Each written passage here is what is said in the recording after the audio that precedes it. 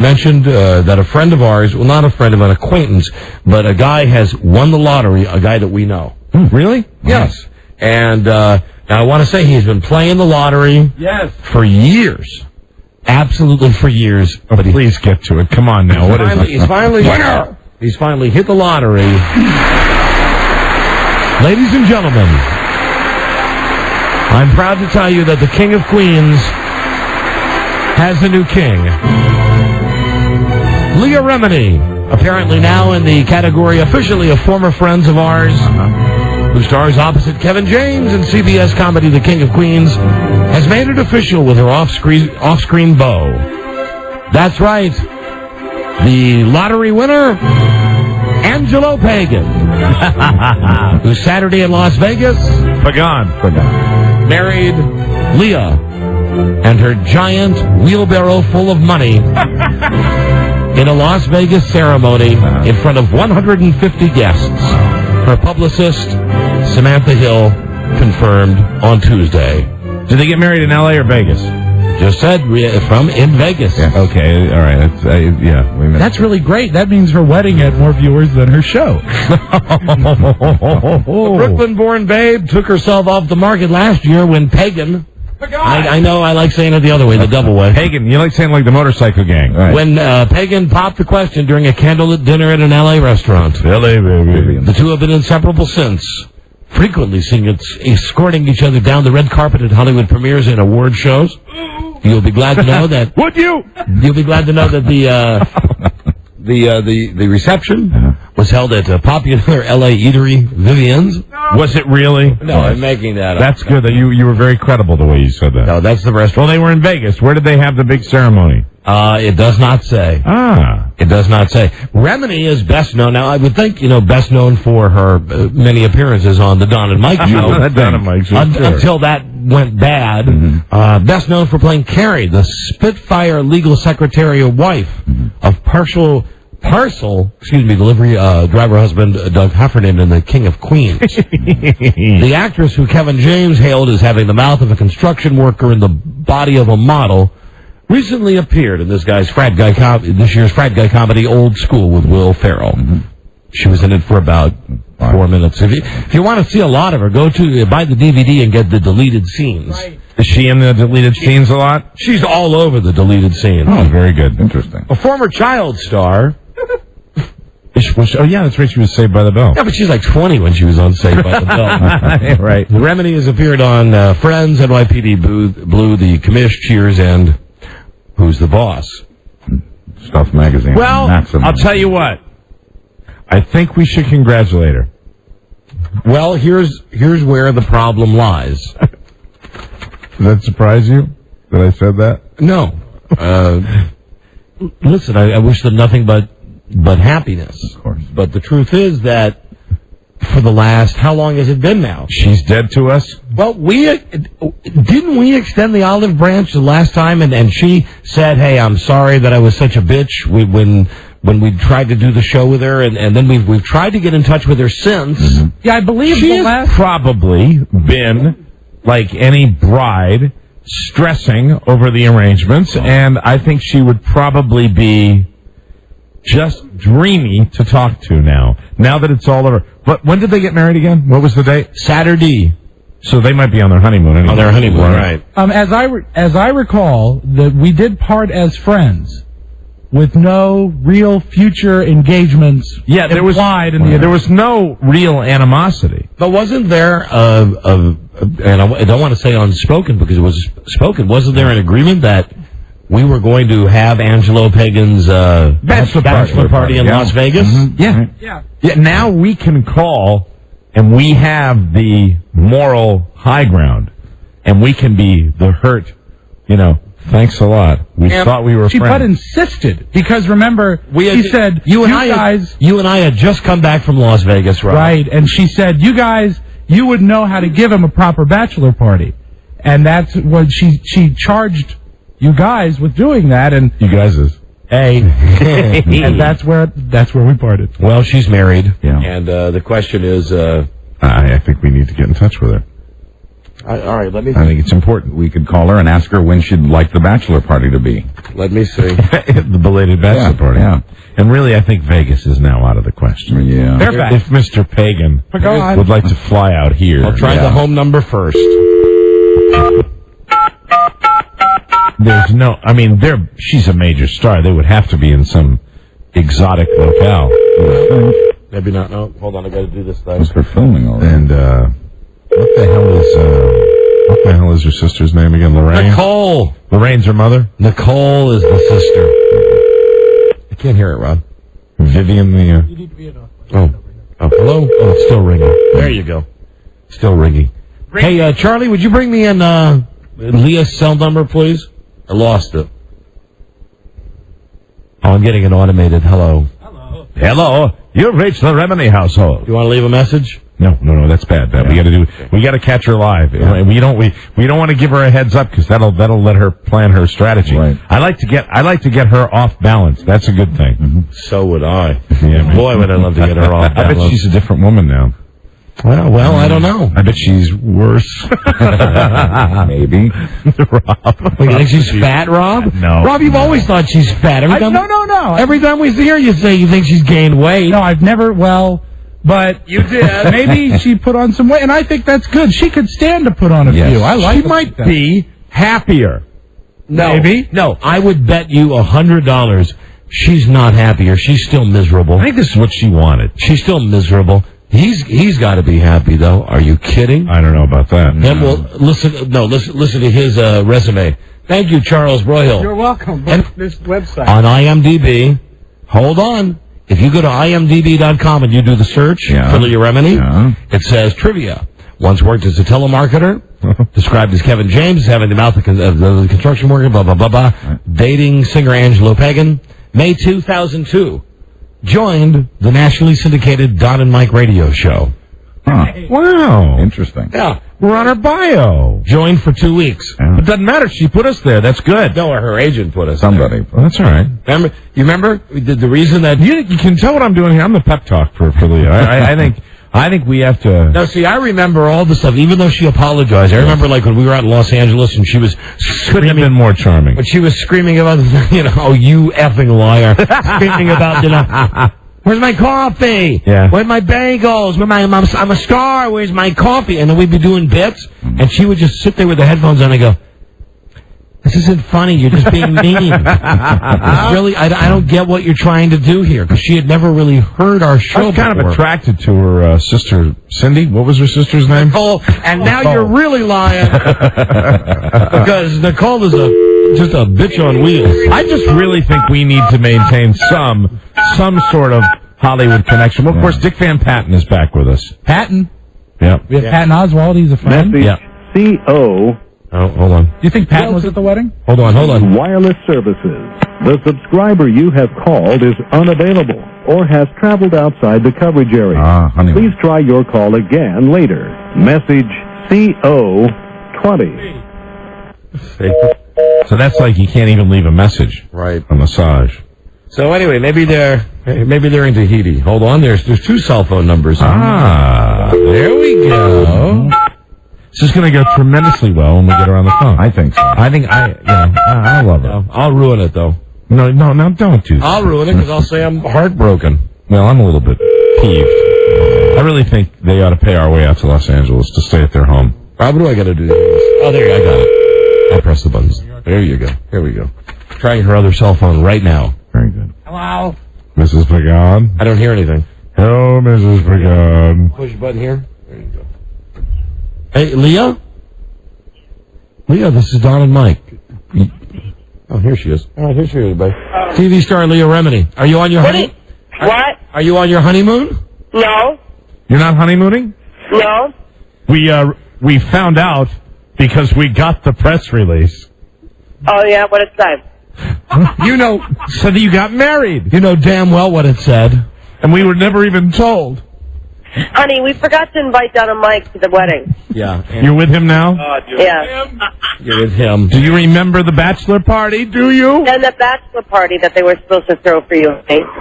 Well, we can always do that. Well, he said you guys can always do that for him because we didn't have a great one. Well, 33-year-old actress who exchanged vows with longtime fiancé Angelo on Saturday in Las Vegas in front of 150 guests. You couldn't have made that. You couldn't have made that 100. Couldn't have made that 152, huh? Actually, it was 88. 88 people. According to your publicist, Samantha Hill, it was 150. You couldn't have made it 90 instead of 88? Annie, how come we didn't invite Don and Mike to our wedding? Because you don't like us? We actually did forget to invite a lot of people that we love. It was so quick. Hey, it was put together so quickly. Will there be pictures like in the tabloids? I hope so. Did you sign a deal with the Inquirer or anybody? No. Were there paparazzi there? Tell them what I said. But we hope. We hope. You know, we kind of like wanted to make that, you know, we felt we would feel important if they did show up. But we didn't see any. There was a guy on the roof, but we don't know who he was, if he was from the hotel or something. How come you're not honeymooning? How come we're not honeymooning, honey? That was another thing we forgot to put together. She sounds different. So did you? She sounds different to me. Marriage has changed. Are you knocked up? No, not yet. Not yet. Are you eating now? Yeah. What are you enjoying for lunch? Right now I'm having egg whites and sausage. Do you feel calmer now? You sound calmer. No, I think I'm in the post-wedding depression thing. Are you eating at Vivian's? No. We're eating at another restaurant. Are you in L.A.? Yeah. Okay, so you're back from Vegas. I'm down the street from my house. But the thing is that we put the wedding together so fast. It was like this craziness going on for 3 weeks, and then it was just over. Was it at the Little White Chapel? No. It was at the Four Seasons. Oh. The Four Seasons? In the Mandalay Bay. No, that's in the Bellagio, I believe. Or no, you're right, Mandalay Bay. Yeah. Mandalay Bay. It was really very pretty, but it was hot. But I didn't want to spring the extra money for the air conditioning in it. Everybody was miserable. All the guys in there, they were miserable. All the guys. Yeah. We wouldn't have been miserable. We would have been your jesters, as always. We would have been flower family children. members that we forgot to invite. There were family members? Yeah. Now listen, I bet you didn't forget to invite your mom or Nicole. Of course not. Right. Okay. No, you're right. You're right. I'm very sorry. Honey, they're mad at us. We're crestfallen. You know, and not even that we weren't invited, but to find out through a tawdry press release. And may I tell you where this came from? It came from E! Entertainment Online. Yeah. My God, that's we can reenact it for you. That's a slap. That's a slap. Angela said we can reenact it for you. Huh. How was it a touching ceremony? Was there anything? Oh, we were crying like two little bitches, Angela and I. Well, then here's the question, Leah. So, should we just mail you the gifts that, of course, we've already got for you, or how should we handle that? Well, to be honest with you, I think we should tell her that before we send it back, the gift that we were giving you, someone was going to have to drive it out to Las Vegas. Okay. Oh, you guys are such liars right now. Yeah. Of course we are. And the other gift, which was the other gift, the stage show at the reception. Yeah, we were going to do our live show. Yeah. Yeah. And we were going to clean it up because we had a live show at the reception. It was our DJs. Oh, you had it. Who called me Lisa.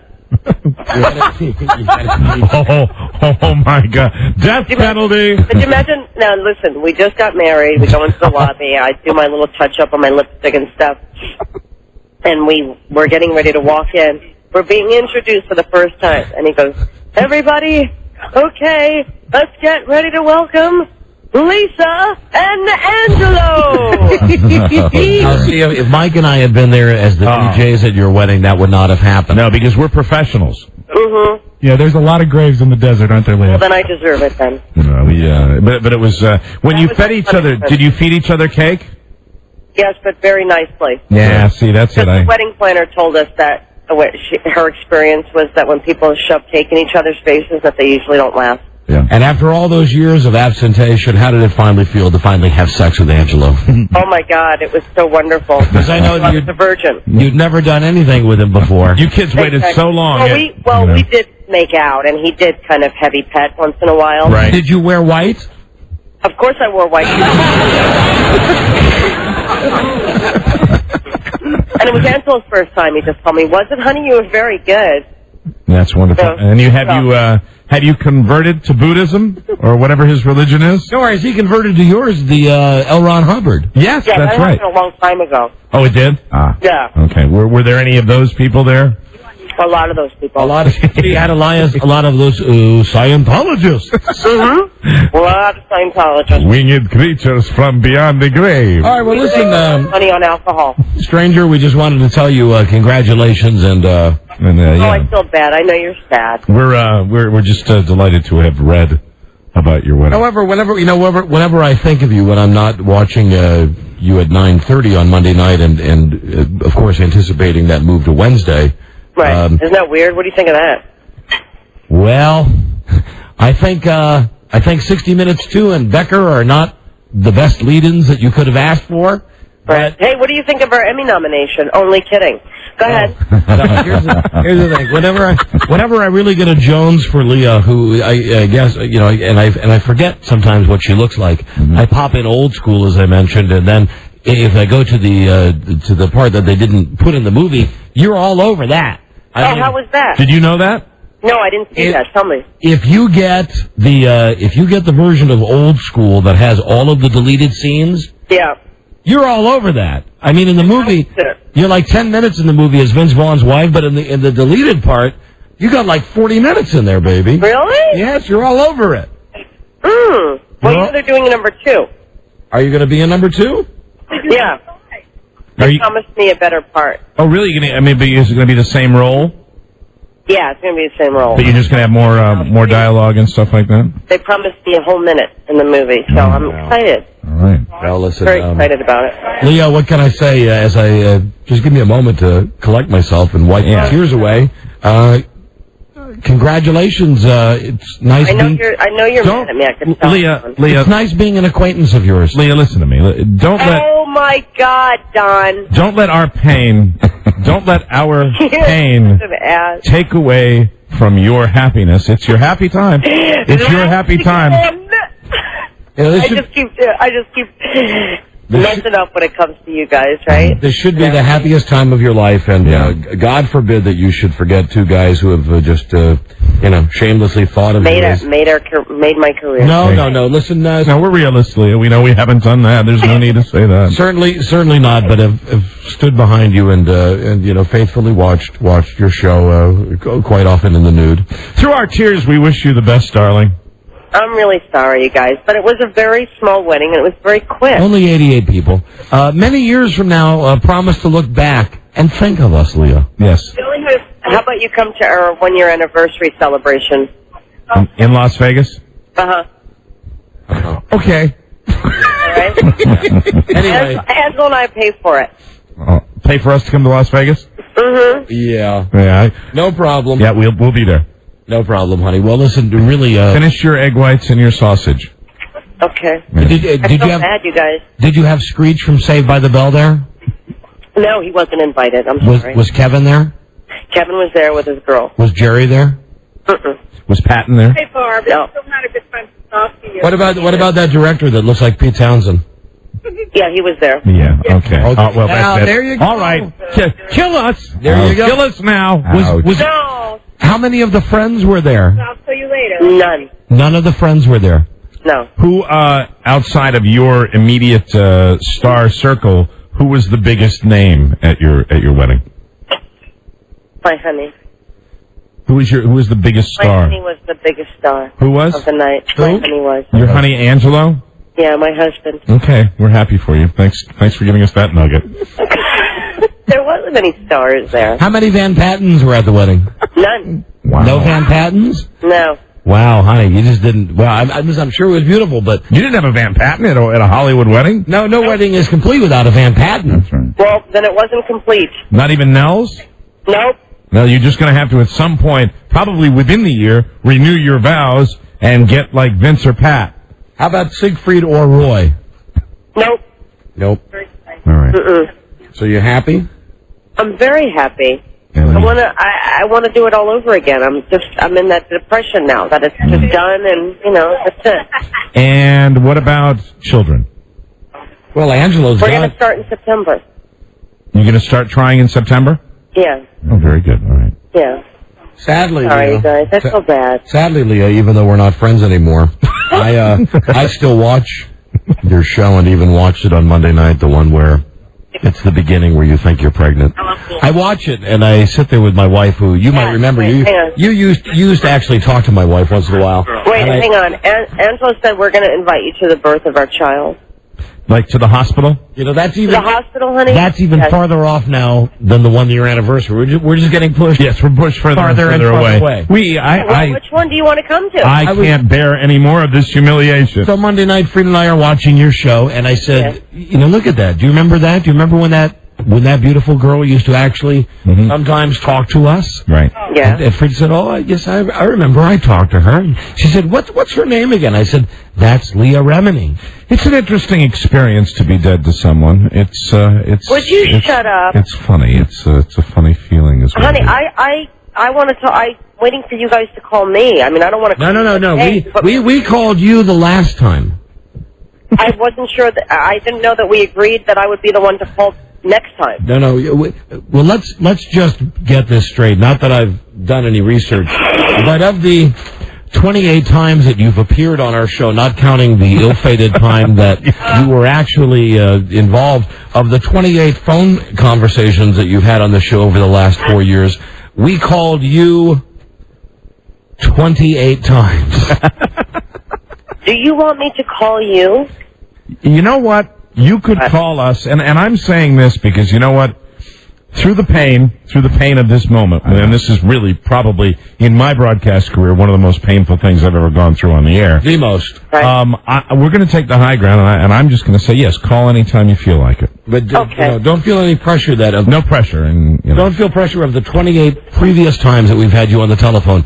We've called you every time. And incidentally, I'm not adding in Not there. to mention, throw in the plugs for Vivian's. When in Los Angeles. That's not particularly true. I know, when in Los Angeles, eat at Vivian's. It is, and you'll be even more ashamed to know that counting today, the times we have tried to call you on the show and not gotten through to you, 36 times. God, we are pathetic. We are. Let me add those numbers up. But we keep coming back. I must have called you at least 7. You did not. We keep coming back for more. 64. Well, it's not true. You're not eating at Vivian's right now, are you? No, I'm not. All right. Okay. We've attempted to call Leah 64 times. 28 times we have successfully now 29 times. 65. 36 times we were not able to get through. Okay. Not called us once. But we're like the little engine that could. Well, listen, I'm very sorry that I've disappointed you once again. Congratulations on your wedding, and we wish you much happiness. It's not good. Are you going to talk crap when I hang up? No. Leah, this is not goodbye. It's just so long. When do you want me to call you back? So long. When do you want me to call you back? Maybe when you're pregnant. That's horrible. Whenever, or maybe, whenever you decide that, you're feeling moody, whatever. Whenever you decide that... You know what? That's a great idea. Whenever you decide that you need the two big fat whores to help, promote your show, give us a call, and we'll be here as always. Or you can call us when you're really in a bad mood and you feel like venting, and we're good for that. Well, that would be in a week, because that's when I get my period. Okay. Well, you know what? In Los Angeles, they dine at Vivian's. Don and Mike. Did you hear that? Did you hear that? We had that recorded. This is one of our bumpers. Listen to this, Leah. When in Los Angeles, they dine at Vivian's. Don and Mike. Now look there at it is. See? Even to this day, we continue. You hang on. And here we are. I'm so unappreciative. I'm so sorry. And here we are. Why don't we leave it that way? I think that's the best way we can do it. Call us when you have your period. Okay, will do. All right, congratulations. Best to you and Angelo. Enjoy the rest of your lunch. One more time. Let's hear that bumper one more time. When in Los Angeles, they dine at Vivian's. Don and Mike. All right. I'm so sorry. So long. Really. I love you guys. I do. We'll talk to you soon. So long. Bye. Bye-bye. Bye. So long. There she goes.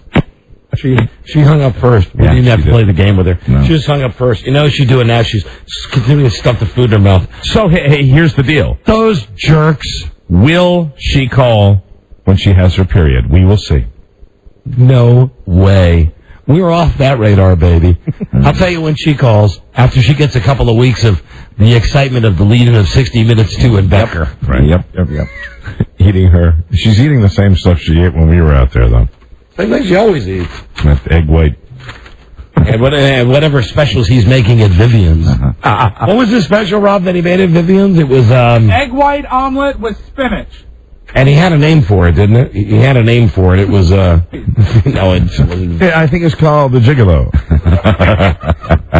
I'm not sure. No, that was so cruel. Powerball winner. Really. Powerball winner.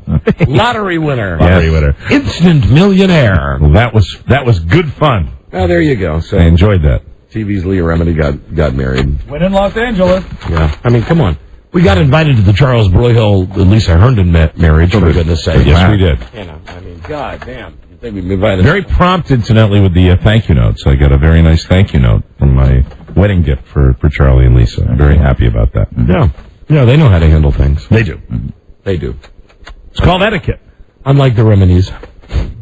Hi, hello, I am Angelo Remini. Can you imagine that? Welcome to Vivian's. Can you imagine that disc jockey if he really did do that? Oh, no, I bet he did. Oh, to the Diva of Divas? Here they are, Angelo and Lisa. You son of a bitch. You son of a bitch. My daughter. You called my daughter Lisa, you son of a bitch. And don't forget Nicole. We might not pay you, you bastard. But that was preceded with the guy with no neck saying, the mother of the bride would like to speak to you. Exactly. You're a very hateful person. You have hate in your soul. That's what she said to me one time. Leah's mother said that to me.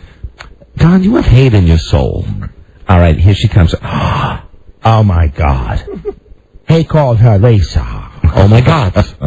Oh, my God. Oh, my God. Hey. I'm at the Leah Remini's wedding. Oh, someone called her Lisa. Oh, my God. Okay. We'll be right back. This is the Don and Mike Show. I'm going to try very hard to keep my composure as we get ready for our favorite segment, Jew to Jew. Remember, laughing wrecks the bit. I'll try to remember. I hope you do. I'm Dr. Donald Goldstein. And I'm Michael Goodman, attorney at law, and you're getting ready to listen to Jew to Jew. Now, today we're going to be calling Joy Gridnick. She has some thoughts on shock radio. Buzz, when I put the line down, Yes. We'll need your cue. All right. And say it's Jew to Jew with Donald and Michael. Very good. Is everyone ready? Places everyone? Ready? Michael? I'm ready, Dr. Goldstein, whenever you are. And Buzz, here we go. Live from the Westwood One Radio Network, it's Jew to Jew, starring Dr. Donald Goldstein and Michael Goodman, attorney at law. Now, here's Dr. Goldstein and Lawyer Goodman. Thank you. Shalom, Buzz. This is Michael Huffman, and you're listening to Jew to Jew. And happy Wednesday, everyone. I'm Dr. Donald Goldstein. And I am Michael Goodman, attorney at law, and you're listening to Jew to Jew, and we're happy to have you back for this segment. Now, as you know, we have a show that we do weekly here called Jew to Jew. And we're going to break away. We're going to be, for a moment, what's referred to in the industry that we associate ourselves with very loosely, one day a week, as shock jocks. You don't get a chance normally to hear shock jocks on this program because we don't do that. Of course, we discuss issues of the day. And what we're going to talk about now is something we normally don't talk about, which is shock jocks and a woman who has written a book about it. Now, her name is Joy Gridnick. I don't know if she's a chosen one. We will find out. We will. She was a disc jockey with her husband, I believe. Oh, can you imagine that? That must be very difficult, I would imagine. I've certainly handled enough cases where that has been the subject. You handled 3 for me alone. I did, and I'm happy to say that you came out fine and whole on the other side, Dr. Goldstein. Has to do with your fees. Thank you so much. Of course I did. Mr. Goodman, my attorney friend. I understand. Joining us now, and it's 20 past the hour, is Joy Gridnick. Hello, Joy. Hello, this is such a funny concept. You're actually a doctor and a lawyer? Yes, the show is called Jew to Jew, and we normally talk about all things Jewish, but as we are on the radio... It's so funny. I mean, I can just see the doctor billing the lawyer and you suing him for the... I mean, it's just, Well, I'm not even Jewish. No, we understand that you've written a book about radio shock radio. We don't do that kind of radio on Jew to Jew. I heard when I was sitting here thinking, gee, Donald and Michael. It's not Shotgun Donald and Smoking Michael. It's just Doctor. And listen, Joy, I'm sure you know this, but I believe there's more prestige, even if you are a Gentile, not a Jew. Much more prestige with being a doctor than being an attorney. And I will beg to differ. And we will argue about that for as long as people can argue. But we always know that you felt that way. You call yourself a healer, and I sometimes repair the healing work that's done by doctors. Right, as long as you're not doing this at an hourly rate, you know. There you are. That's very funny. That's good. I enjoy that. Joy, you've written a book about shock jocks. Yeah. And have you examined just how many of the shock jocks have made big mistakes in their careers? Well, you know, it's the kind of mistakes that come in radio. Now, if you guys, I guess you didn't start out as DJs. You're just... Oh, no. I have a very successful practice. I started as a pediatrician and then worked my way. I'm one of the most renowned cosmetic surgeons on the East Coast. And work a little side deal later on. A few copies of the book for some cosmetic surgery. And I have been an experienced litigator for most of my career. And this I dabble in radio. I enjoy the program. As do I. And we are lifelong friends. So we're not familiar with the shock jocks. And you're still friends. How amazing. Well, yes, the story of they're all stories, and they're all true radio stories. We're not pretending. They're actual, real, no fooling, not made up, honest, factual, oh my gosh, events and occurrences that happen to your favorite radio personalities all across the country. Joy, you were on the radio. You've done a radio show. Is that correct? Yes, sir. Oh, I just wanted to make sure. You sound like you're very skilled at radio. Oh, well, what a nice compliment coming from you. Is this the doctor? That was the Michael Goodman, attorney at law. That was the attorney. This is the doctor. Thank you very much. But you know, when you're first starting out in radio, a lot of things happen, and may have even happened to you, and may spark some stories that you might want to tell after our interview of radio things that have happened. I could share a number of them if you'd care to hear one of mine. I believe you've already started a story here, and I am no attorney. I am simply a doctor, which is higher on the pecking order. There would be. I believe there is some sort of sexual harassment going on right now between you and the lovely Ms. Gridnick on our telephone. Nothing could be further from the truth. I think you're backing me into a corner here. I was just, Joy, bear with me, this is Dr. Goldstein. I was just pretending for a moment to be a shock jock. I understand, and I was going to make me squirm and make all the listeners wonder, Joy, what happened? Should we look? Joy. I was going to regale you with the tale of a certain physician who felt it more important to do a consult with a patient than make his weekly radio show, and left his attorney friend, or so-called friend, hanging in the lurch while he was late by, I should tell you, 19 minutes. 18 minutes for his program, and we will always disagree. It was almost 20 before you got your equipment on. And what did you do to fill all that time? I talked about some of my most interesting cases. One of my most interesting litigations. History. Yes. And now I'm afraid, Joy, we're going to have to hear the other side of the coin. Oh, here we go. Which is the time a few years ago when I showed up on a Wednesday and I said, "Where's my good friend Michael, the attorney?" And, oh yes, that's right. He's having to defend himself in legal court as there were those charges against you. He was nearly disbarred. You're fabricating this. This is such a fabrication. You had to go That's a prerequisite for a job in radio. You had to go into the judge's chambers. Are you talking about Cohen versus Cohen? Of course I am. That's all well and good, but you don't know anything about what you're talking about. All I know is that I call the courthouse. I don't hold your scalpel when you try to make women look 30 years younger, do I? And I don't hold your briefcase when you try to take away a man's lifetime. Yourself. I think I better stay out of this. Joy, may we ask you something? Yes.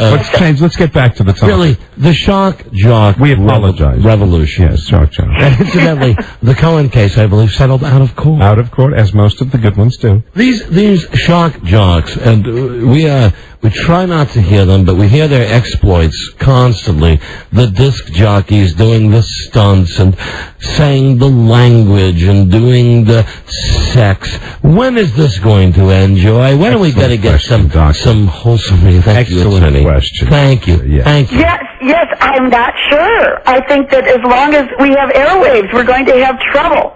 Now, I'm reading here. You've written this book called True Radio Stories. Yes. And I do not want to insult our audience. So let me first say to you, audience, that please do not take what I'm saying literally. Joy, incidentally, do you think Imus needs to be stopped? Do I think he needs to be stopped? Yes, he's one of those shock jock. I don't know how he really earned that term, shock jock, but I think he's glad to have it because he certainly needs something. And he's very and bravo. Arena. But, I say bravo to you. Shock jock. Yes. Because, it's a situation where you make somebody squirm and make them uncomfortable, and then the audience, it's like an accident. They don't know whether to listen or... I'm reading here something. Now, listen to this. Joy Goodnick says in her book, and ladies and gentlemen, again, please don't be offended. I'm not talking to you. I'm talking to someone else. Who? Well, I'm talking to the audience.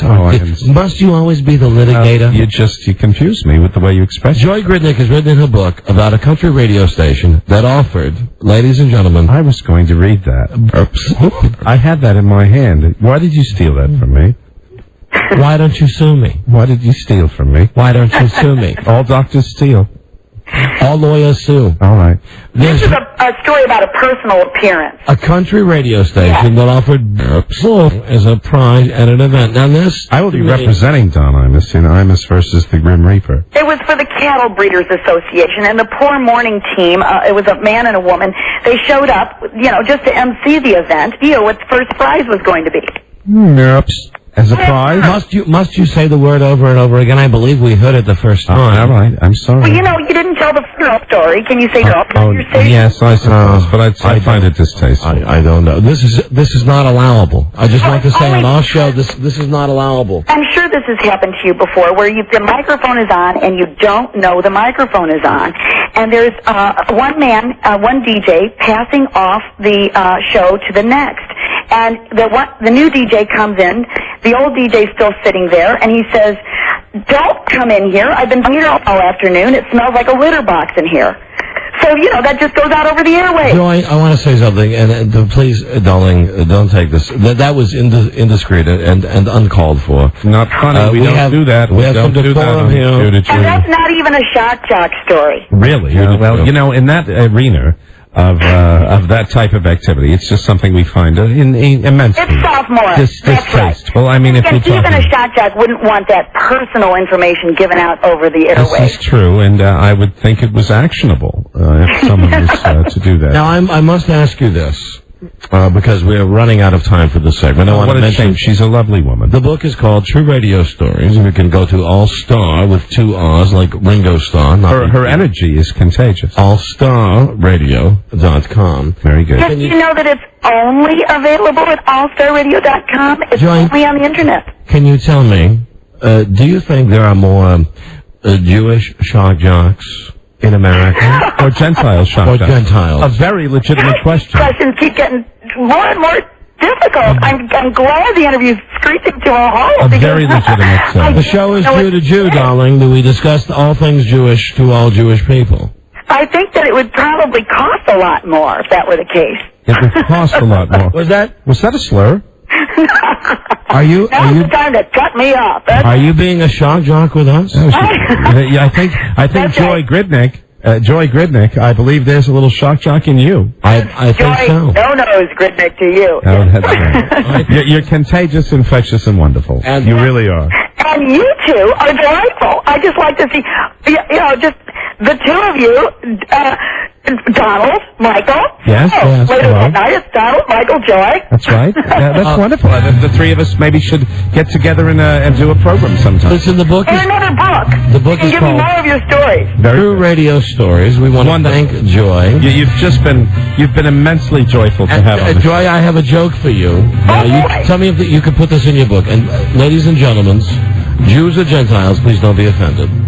This segment was brought to you by the world's first kosher beer, Hebrew. That's right. Is that a shock jock joke? That's very funny. I love You're that. only getting away with this because you're the real deal. That's right. We are the real deal. Don't ever forget that. You're wonderful. Hold on, please. Our producer needs to speak to you. Thank you so much, Joy You're Goodnight. wonderful. Hold on. You. Goodbye. You. Hold on My a second. Darling, hold on, please. You've been listening to Jew to Jew with Dr. Donald Goldstein and Michael Goodman, Esquire. Brought to you by the law firm of Ephraim and Associates. Tune in again next time for Jew to Jew on the Westwood One Radio Network. And remember, as Michael Hoffman says, This is Michael Hoffman, and you're listening to Jew to Jew. we've got to pay the bills. No, Lord knows that's true. Don't turn that into a joke. And we'll be right back, everybody, on the Westwood One Radio Network. Okay, now the best part. See how it went. Joy. Hello, Joy? She hang up? I believe she did. Joy, are you there? Oh, dear. Call her back. Yeah. Call her back. And, of course, your name is... Oh, Rob Spiewak. I had to book it under my real name. Oh, you did? Called me back. Oh, okay. Sorry. You're not Rob Stein? No, not today. Okay. That's unfortunate. That was... I wanted so you know much... what? That was one of the most fun ones we've ever done. I wanted so much to bring up our real names. Right, right. Yeah. Guys like Don and Mike. Are they in your book? But I was afraid she put two and two together. And then she tells the story and we get offended. I mean, how good is that? I love the bickering now. I love that. Yeah, well, that's natural. That's great. good. Yeah. Oh, it's a great Jew to Jew. Oh, fantastic. I just so enjoy doing that. I really do. You see, let me explain the humor to Hey, you. Joy, it's Rob with the Donald and Michael show. No. We were going to get back to you anyway. We think it went great. How do you feel it went? She's a talker. Yeah, they're nutty. Yeah. They are, and fun to work with, I tell you. Fun to work with. You're damn right. We'd Of like course. to keep your number in our Rolodex. We'd like Oh, to check please back. do. It'd be fun. Now, do you ever do interviews with File it under Robert, Chatterbox. your husband? We'd love to have both of you on. I think that would be a coup. A coup. You see what's funny? She's written a book about shock jocks. She used to be in radio. Thanks again for your time. And she doesn't understand that she was just on a shock jock show. And now here is Rob Stein to tell us what Joy Gridnick had to say. You got 3 hooks in her mouth. She had a clue she wants to come back. Very That good. You're kooks and you're fun. Good. And to call anytime. And Well, if her she husband was- wasn't suffering from an ear infection, he would have loved to have come on. She was delicious. And I bet she gave him the ear infection. I suppose. Non-stop talking. Yeah, she's just quite the chatty Cathy. She is. And Buzz, thank you for the plug at the end. Brought to you by Ephraim and Associates. Which almost made us lose it. Okay, we'll be right back. This is the Don and Mike Show. Okay, can you see Father gone hurrying light? What's the plan we held as the twilight makes green and blue? Oh, who was bright and bright stars? Who will perilous side? All the lamp of rewind. Thank you, we're so down and easy. And the laughing wind, good on the sea.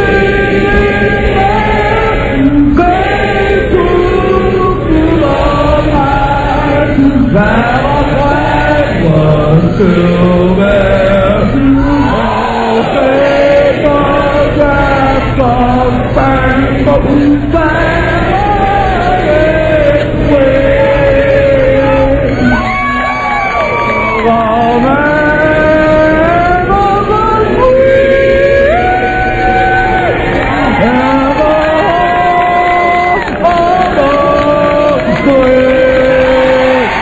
The Don and Mike Show. Stay tuned for an outstanding entertainment program, the best of Don and Mike. Don's radio friends, Harv Moore, Big Don O'Brien, and an Ernie Star tease. It's the best of Don and Mike. On the telephone with us now is a guy named Michael Anthony. Not Michael Q. Anthony. There used to be a disc jockey we made fun of named Michael, the Michael Q. Anthony. Oh, and speaking of disc jockeys, I just have to take 1 second here to say, and this is nothing bad. This morning, right before I was leaving for our high-powered letdown session, right? I got a call from Big Don O'Brien. What are you doing? Getting ready. For what? I know what you're going to say. Oh, stop it. I already told you. I know. So you're going to do your bit. You didn't. You forgot, though, didn't you? Yeah, I forgot I told you. Are you regretting now bringing it up at all? No, because I want Harv to hear this. All right. So anyway. No. There you are. You know, this guy, Harv Moore, who worked at WPGC back when I was a kid. How are you, Donnie? Was a guy who gave a lot of people in this business their first break, including my friend Big Don O'Brien. Saturday morning, WPGC, Harv Moore with you right now. Let me say, I want to say a special hello to my friend Donnie. He's pedaling his twin bicycle over here right now. Donnie, come up here, and we'll do the show together. Would you like to go to the water park? Listen, there was nothing like that. But back in the day, when I was a kid, he was the morning mayor of WPGC. Saddle in here next to the morning mayor. I'm going to show you how these buttons work, Donnie. Press this one and see what happens. Anyway, you bastard. He was very nice to me, and I was just a kid, and I was interested in radio, and I used to With something flimsy, gals, the morning mayor, Harv Moore, with my friend Little Don Geronimo, who's standing next to me. I'm mentoring Don right now. Anyway, he used to actually let me come to the studio on Saturdays, and I would, put the dots on the records and stuff. And, really not a Saturday for Harv Moore until Little Donnie's bicycle arrives at the parking lot. And he was nice to a lot of people. You might as well include Don O'Brien in that as well. Little Donnie O'Brien, yeah. Little Donnie O'Brien coming up here. Yes, I've got a parakeet for you named Buddy. So Big Don O'Brien from WQSR calls me up at home this morning. He says, hey, you're not going to believe this. I'm doing my show last night. For this poor sap has to do a show from the Timonium State Fair or something like that. Little Donnie O'Brien, Little Donnie Geronimo. Look how I'm holding these 45s. Come on, take one as my gift. Slide it off. So I'm going to get through this now. Okay. I'm going to get through this now. And I want you to know that what you're doing right now is 10 times worse than what I could have said about you and that lady yesterday. I know. I'm sorry. Oh, then I'll stop. If you feel that way, I will. Well, only because I think Harv might be listening, and I'll tell you why. How are you, Harv? Rob, stop writing jokes. Lay down on the high five. Rob, that's Rob. Rob, the 45s is Rob's, too. So, I'm done. Anyway, Big Don calls me and says, I'm doing my show at this, and I won't use the word, he said, this gosh darn fair. Yes. Where you're not going to believe that I'm out mingling with the maggotry, and, right. And I'm having to do my show by a sheep. And somehow they're taking phone calls, and he's recording the phone calls, and the guy says, hey, I used to be your boss. I bet you don't remember me. And Big Don said, who is it? He said, it's Harv Moore, the boy next door, the morning mayor.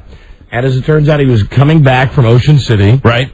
To Buffalo, where Harv Moore lives and works on the Buffalo airwaves. And Big Don called me to say that Harv Moore said to pass along his best to me also. And boy, do I miss that young man. And now you're going to feel bad that Harv Moore listens to us every day in Buffalo and is a big fan of the show. I love you, Harv. It's just all out of the goodness of my heart, And this bit germinated, actually, when Little Donnie was going to be driving over there, and he mentioned the fact that he'd stop in and visit you when he was a boy. He would pedal his bicycle over to the studio, and, of course, I ran with that theme, and I've turned something that was very special into something sordid and dirty. And I sincerely apologize to the morning mayor, the boy next door, wears something flimsy, all that good stuff. Yeah, Harv Moore, one of the good guys. There's the bell. He's here.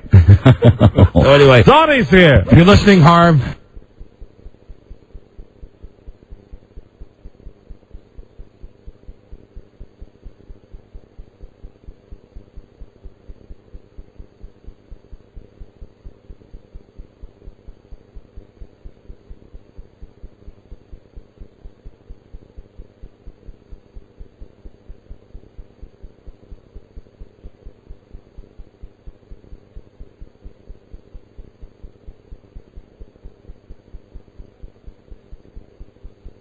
Shortly.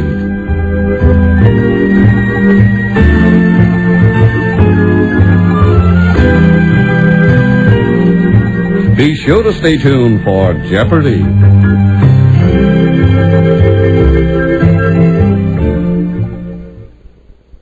Is coming back from Ocean City, right, to Buffalo, where Harv Moore lives and works on the Buffalo Airways. And Big Don called me to say that Harv Moore said to pass along his best to me also. And boy, do I miss that young man. And now you're going to feel bad that Harv Moore listens to us every day in Buffalo and is a big fan of the show. I love you, Harv. It's just all out of the goodness of my heart, you know.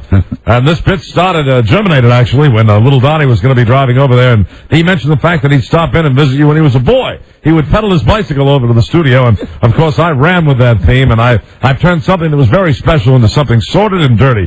And I sincerely apologize to the morning mayor, the boy next door, wear something flimsy, all that good stuff. Yeah, Harv Moore, one of the good guys. There's the bell. He's here. So anyway, Donnie's here. If you're listening, Harv, you know. Let me just say you know, because anything else I say, Mike will somehow twist. You know. I know what. I know what boys like. Boys like me. Stop it. I know, and he was one of your influences. Yes, absolutely. I mean, you can't imagine that.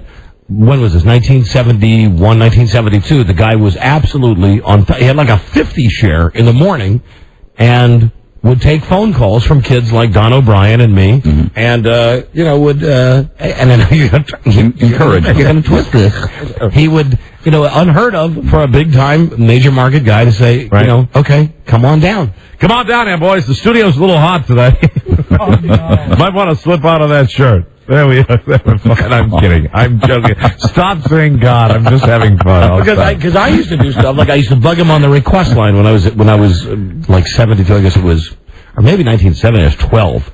I would call up and say stuff like, he'd go pick up on WPGC. I go, hey, Harv Moore.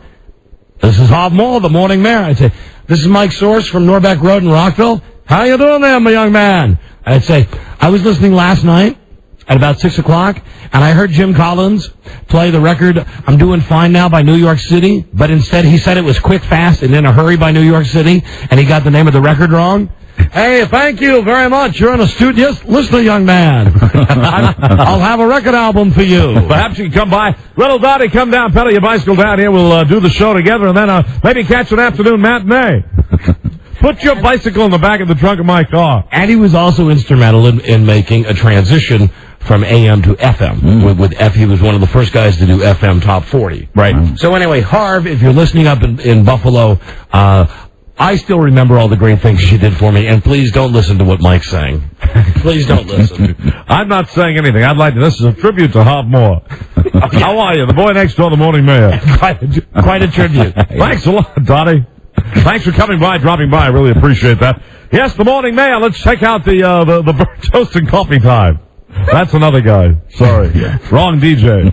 Anyway, hi, Harv. Hi, Harv. You're listening up in Buffalo. How are you, WBUF? And always nice to hear from Big Don O'Brien at WQSR. And, as bad as our meeting was today, can you imagine the horror of having to do your show next to a livestock? Big Don O'Brien and Don Geronimo still getting over the nightmares. Yesterday, they're getting back to normal with their lives. I'm happy to report both of them are living very normal and productive lives. There's nothing to worry about. Absolutely. Everything's doing just fine. Rob? Rob? Let's check out your WPGC weather wardrobe. Wear something flimsy. Stop it. I'll stop. I'm done. Not you, him. You over there. WPGC. Buddy Sorrell. How are you? You stop it. Harv Moore, the morning mayor. Might I remind you, Rob, you wouldn't have your job if it weren't for those same circumstances. That's very true. So someday, someone's going to be saying to you, oh, and then you went up to the Don and Mike studio riding your bicycle, Rob. Then he woke up in the morning, had a cranberry juice, and his nose was bleeding. Sad thing is you actually did make me dress up in women's underwear. He never actually did that for you. No, we did. That'll be on the Rob Spiewak story. Anyway, Hi, this is Harv Moore, the boy next door, the morning mayor, and I never listen to the Don and Mike show. Yeah. Hi, Harv. Great guy. How are you? Great guy. Shut up. Stop it.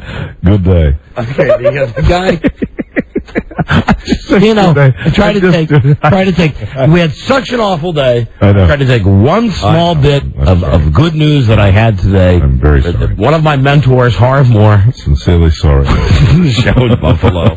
I'll try to keep a straight face whenever. There's something about that. I don't know why. It's the same thing with Captain 20 when you went on that show. Well, now this is the man that did gerbil racing. Yes, and I'll explain. Tie a string to them and see where they run. No, I will explain the concept. There were 3 Pinewood Derby style tracks, right?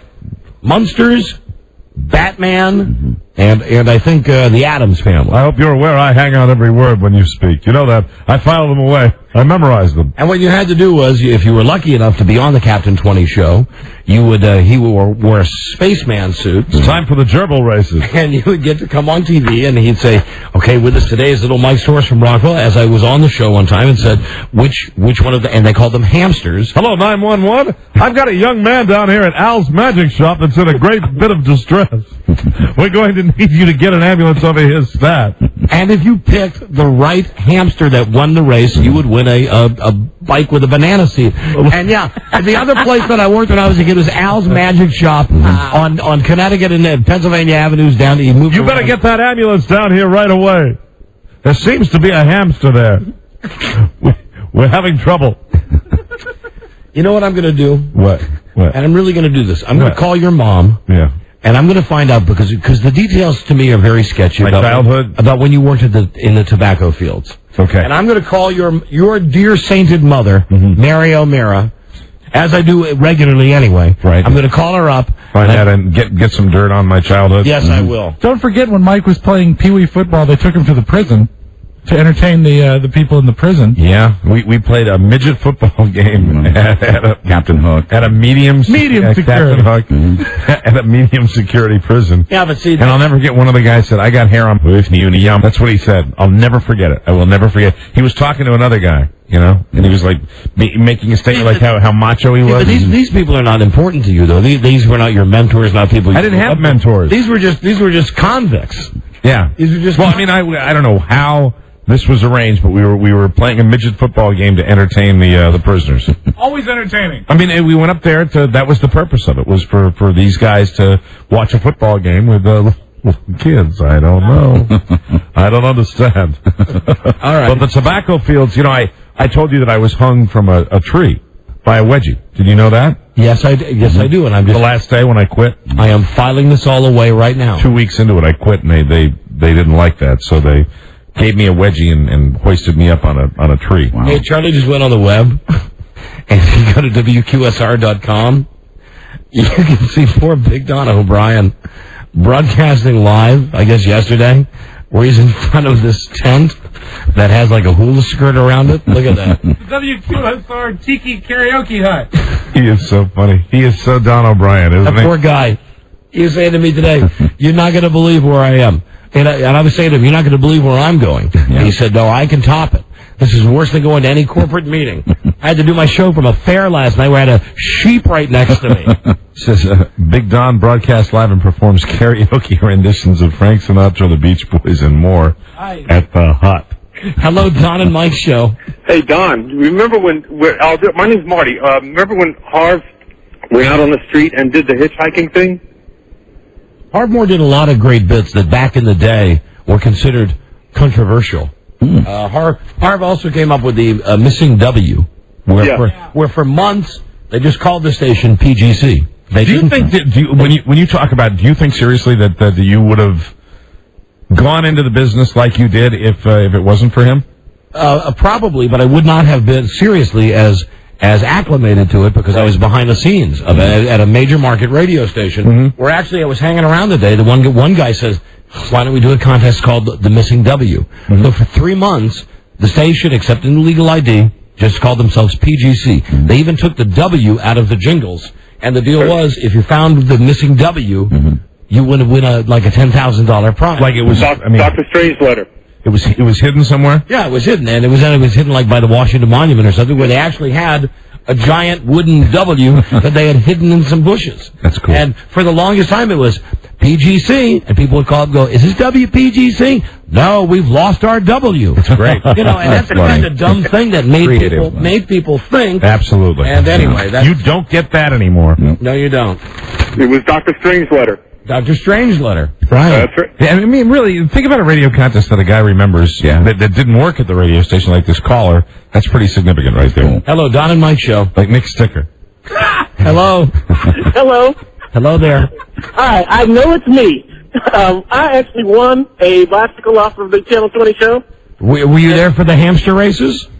I called in and won. You called in? Yeah. You weren't one of the lucky children that was there in the studio audience that day. Come on, man. They didn't let inner city children come down and do that. I went on the Ranger Andy show back home. You know, you're probably right. Ranger Andy. Hi there, Mike. It's Ranger Andy. It's only the second time I won something off of a show. I want to help you prevent forest fires. Yeah, well, you know what most... Hey, little Mike O'Mara, you know where most fires occur? Between your legs. Yes, sir. Put it out. Let me put out that fire. Come here. Let me pull out my hose and put out that fire. Take me, Ranger. Oh, God. Okay, the Hello, Don and Mike show. Hey, Don and Mike. Hey, Mike. Come see what Ranger Andy has in this dark, dark cabin. Come on in. Scared, Mike? Hello? It's not the same. No, it's not. I'm sorry. It's a hollow. It's not a hollow victory. I never know how far I should go with the Harvemore, too. I always...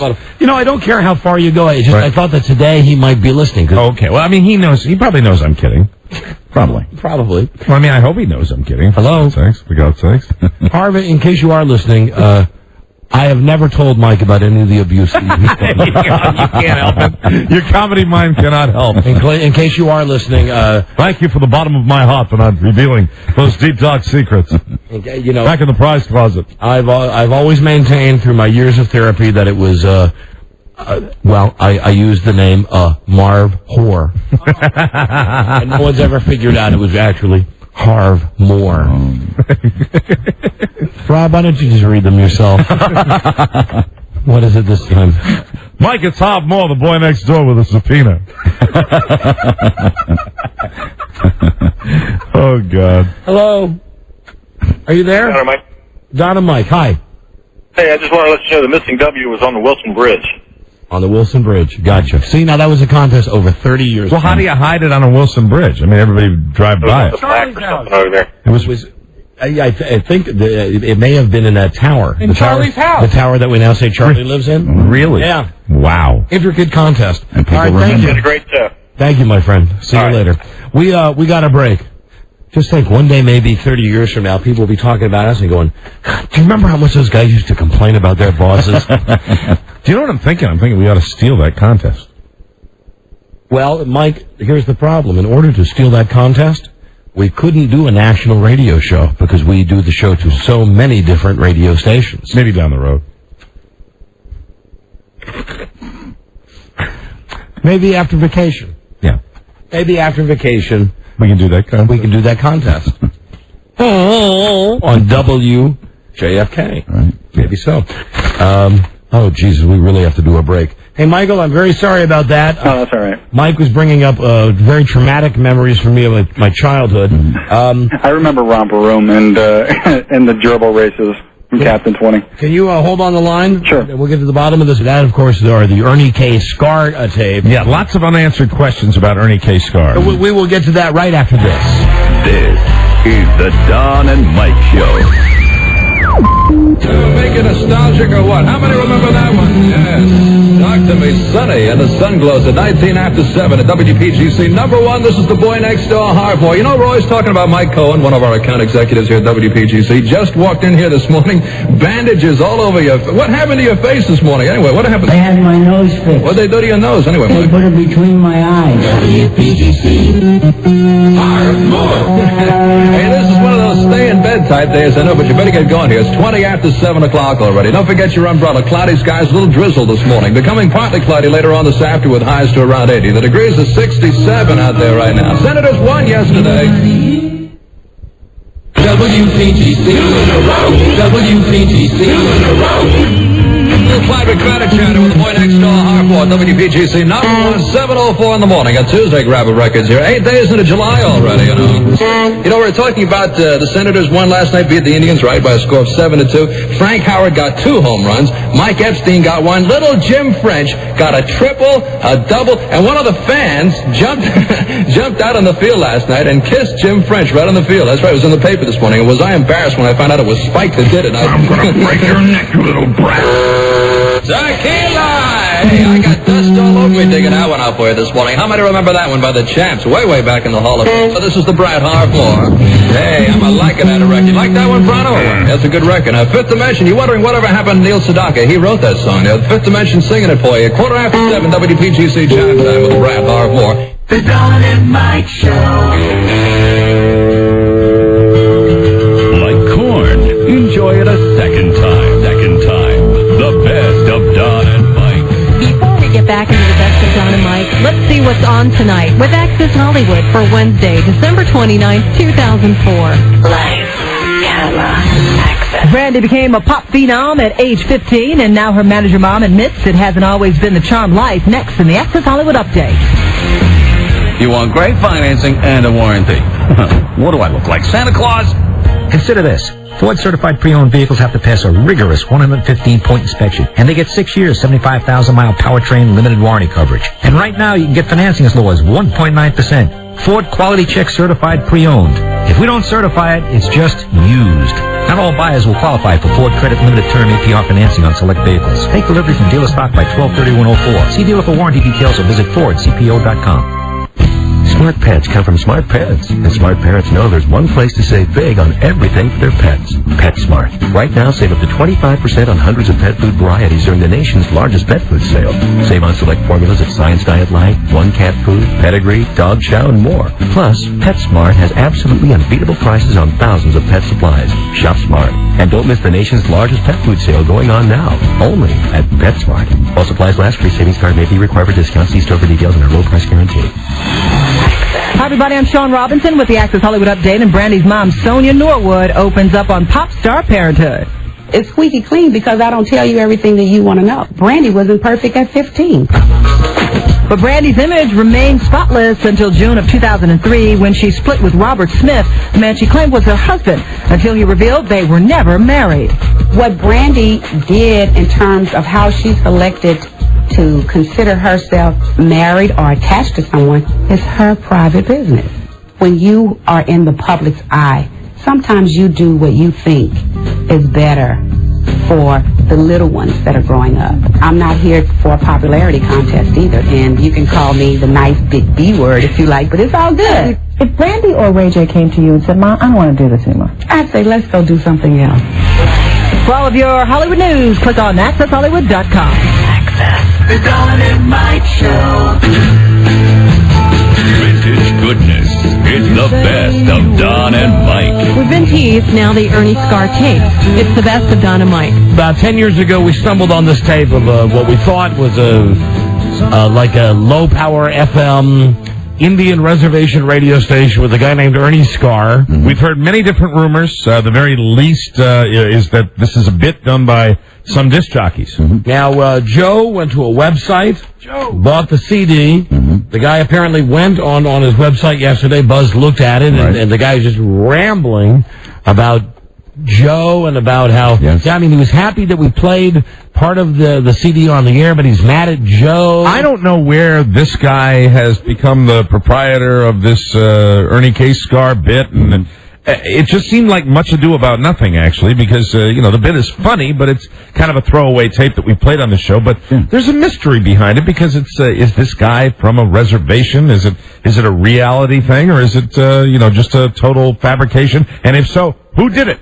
Let's hear one more before we bring him on for the Brockett Alcohol and Drug Abuse Hotline. Let's phone up that Brockett's Alcohol and Drug Abuse Hotline. See if it's really for real, if it can help you, or if it's just a load of bullshit. I mean, we can't go around having false information perpetrated about, drugs.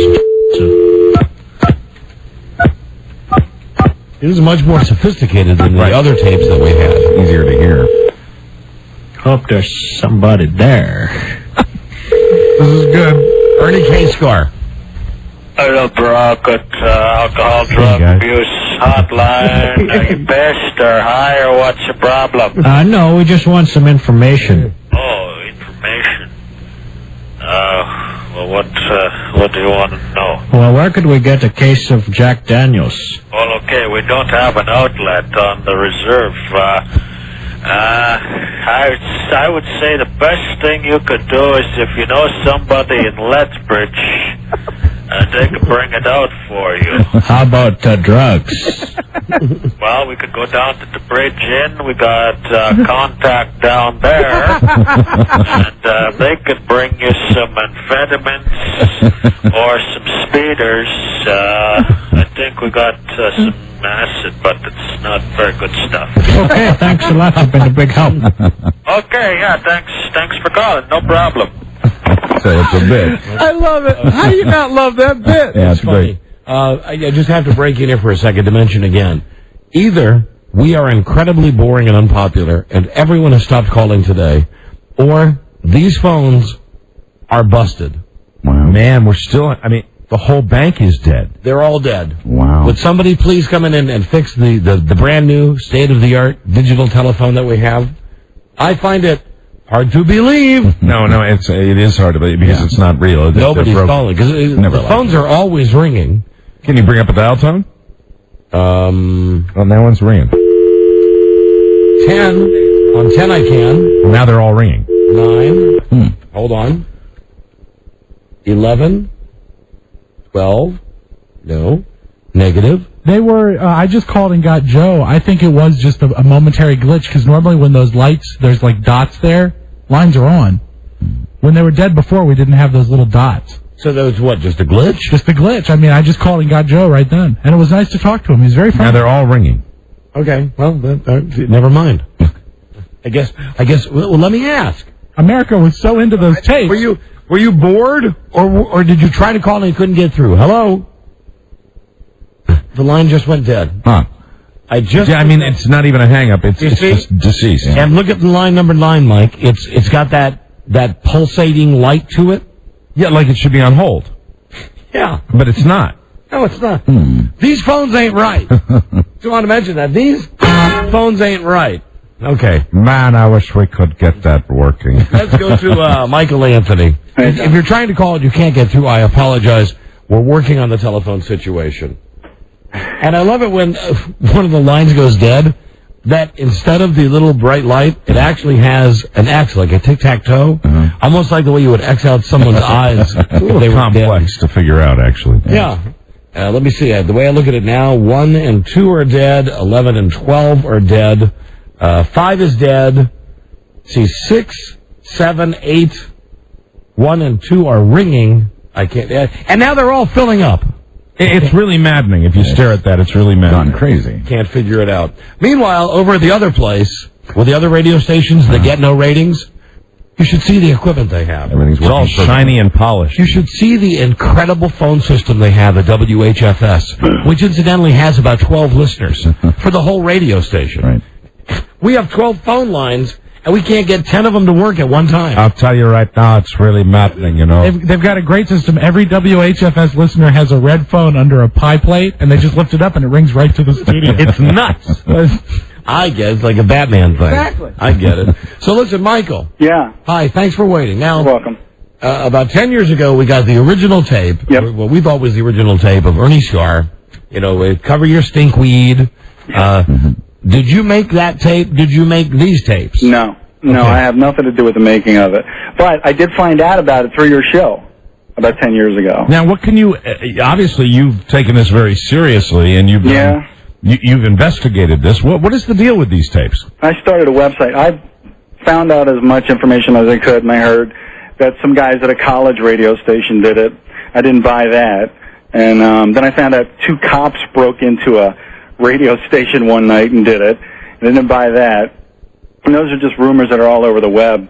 Well, what's the truth? Finally, well, I heard that there was a guy that basically made this as a private gag between him and some friends and played it at a Christmas party.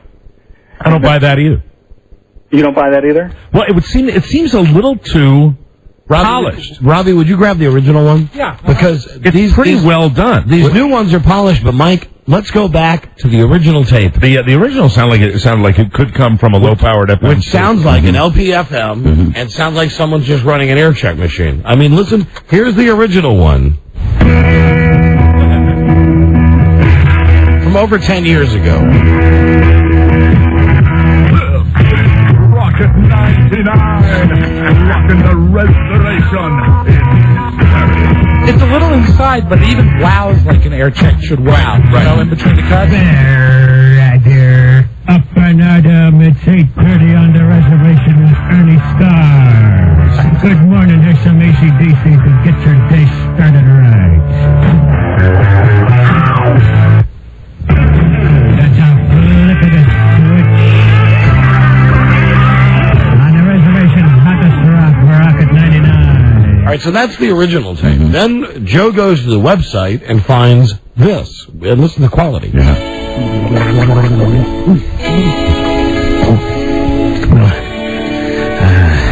That's what I like. After a meal, before a heavy date. Listerine makes my breath smell great. But if I hadn't accidentally swallowed some one day while gargling, I'd still be spending way too much on Brandon.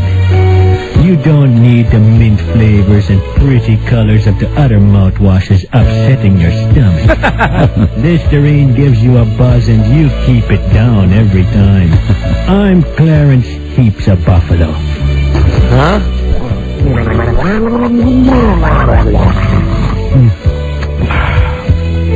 Listerine. It may f*** you up, but you'll have the cleanest breath in town. Now that's still funny, but it's not as funny as AC/DC. Like a guy doing a real radio show. All right, rock and roll. It's Ernie Scarred with you this morning. How you doing? Reservation time to get up and get at 'em. If you got a job to go to today, it's going to be tough if you're working outside. Not a very good day. Kind of gray, kind of overcast. Let's take a look at the forecast. Reservation weather. As a matter of fact, 30% chance of rain today. Look for a high. the background with the tom-toms. 0. And a chance of frost. Cover up the stinkweed. Winds west today, 37. Okay, so that's the original tape we heard, Michael. Right. Then we hear some of the fresh stuff. Joe, yeah, right. Excuse me, Mike. That's right. Joe goes on the web and gives us this, finds himself that's crystal clear. Right. A couple of questions. Sure. Who really did it? Just give us the answer. I don't know.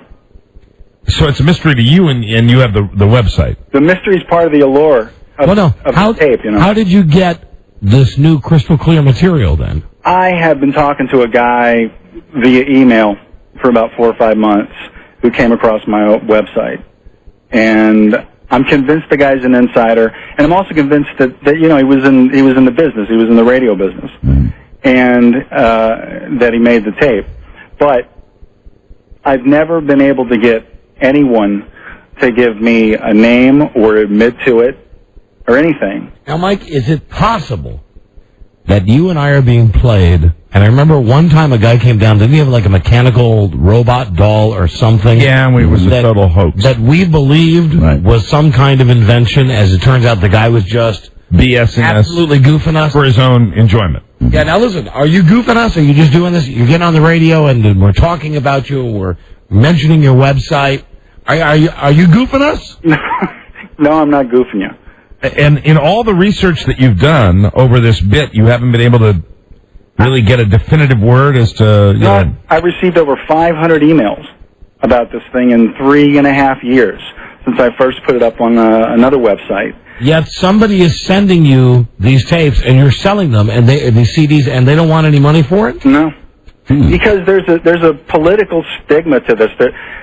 Because of the reservation, Native Americans or racism and the Native American groups and things like that. All right, now here is our main witness, Joe Ardinger. Joe for the defenseless. I just had Rob card up the new CDs that I bought, the first one, and it's part of the tape that we have. These have been, with today's digital technology, they've been shined up. Okay, hold on, let's listen. Wow. Okay. Yeah, that's the same as the one we played with the bad quality. 89, rocking the reservation in stereo. Wow, that's weird, huh? Roger. Up and Adam, it's 8:30 on the reservation with Ernie Scar.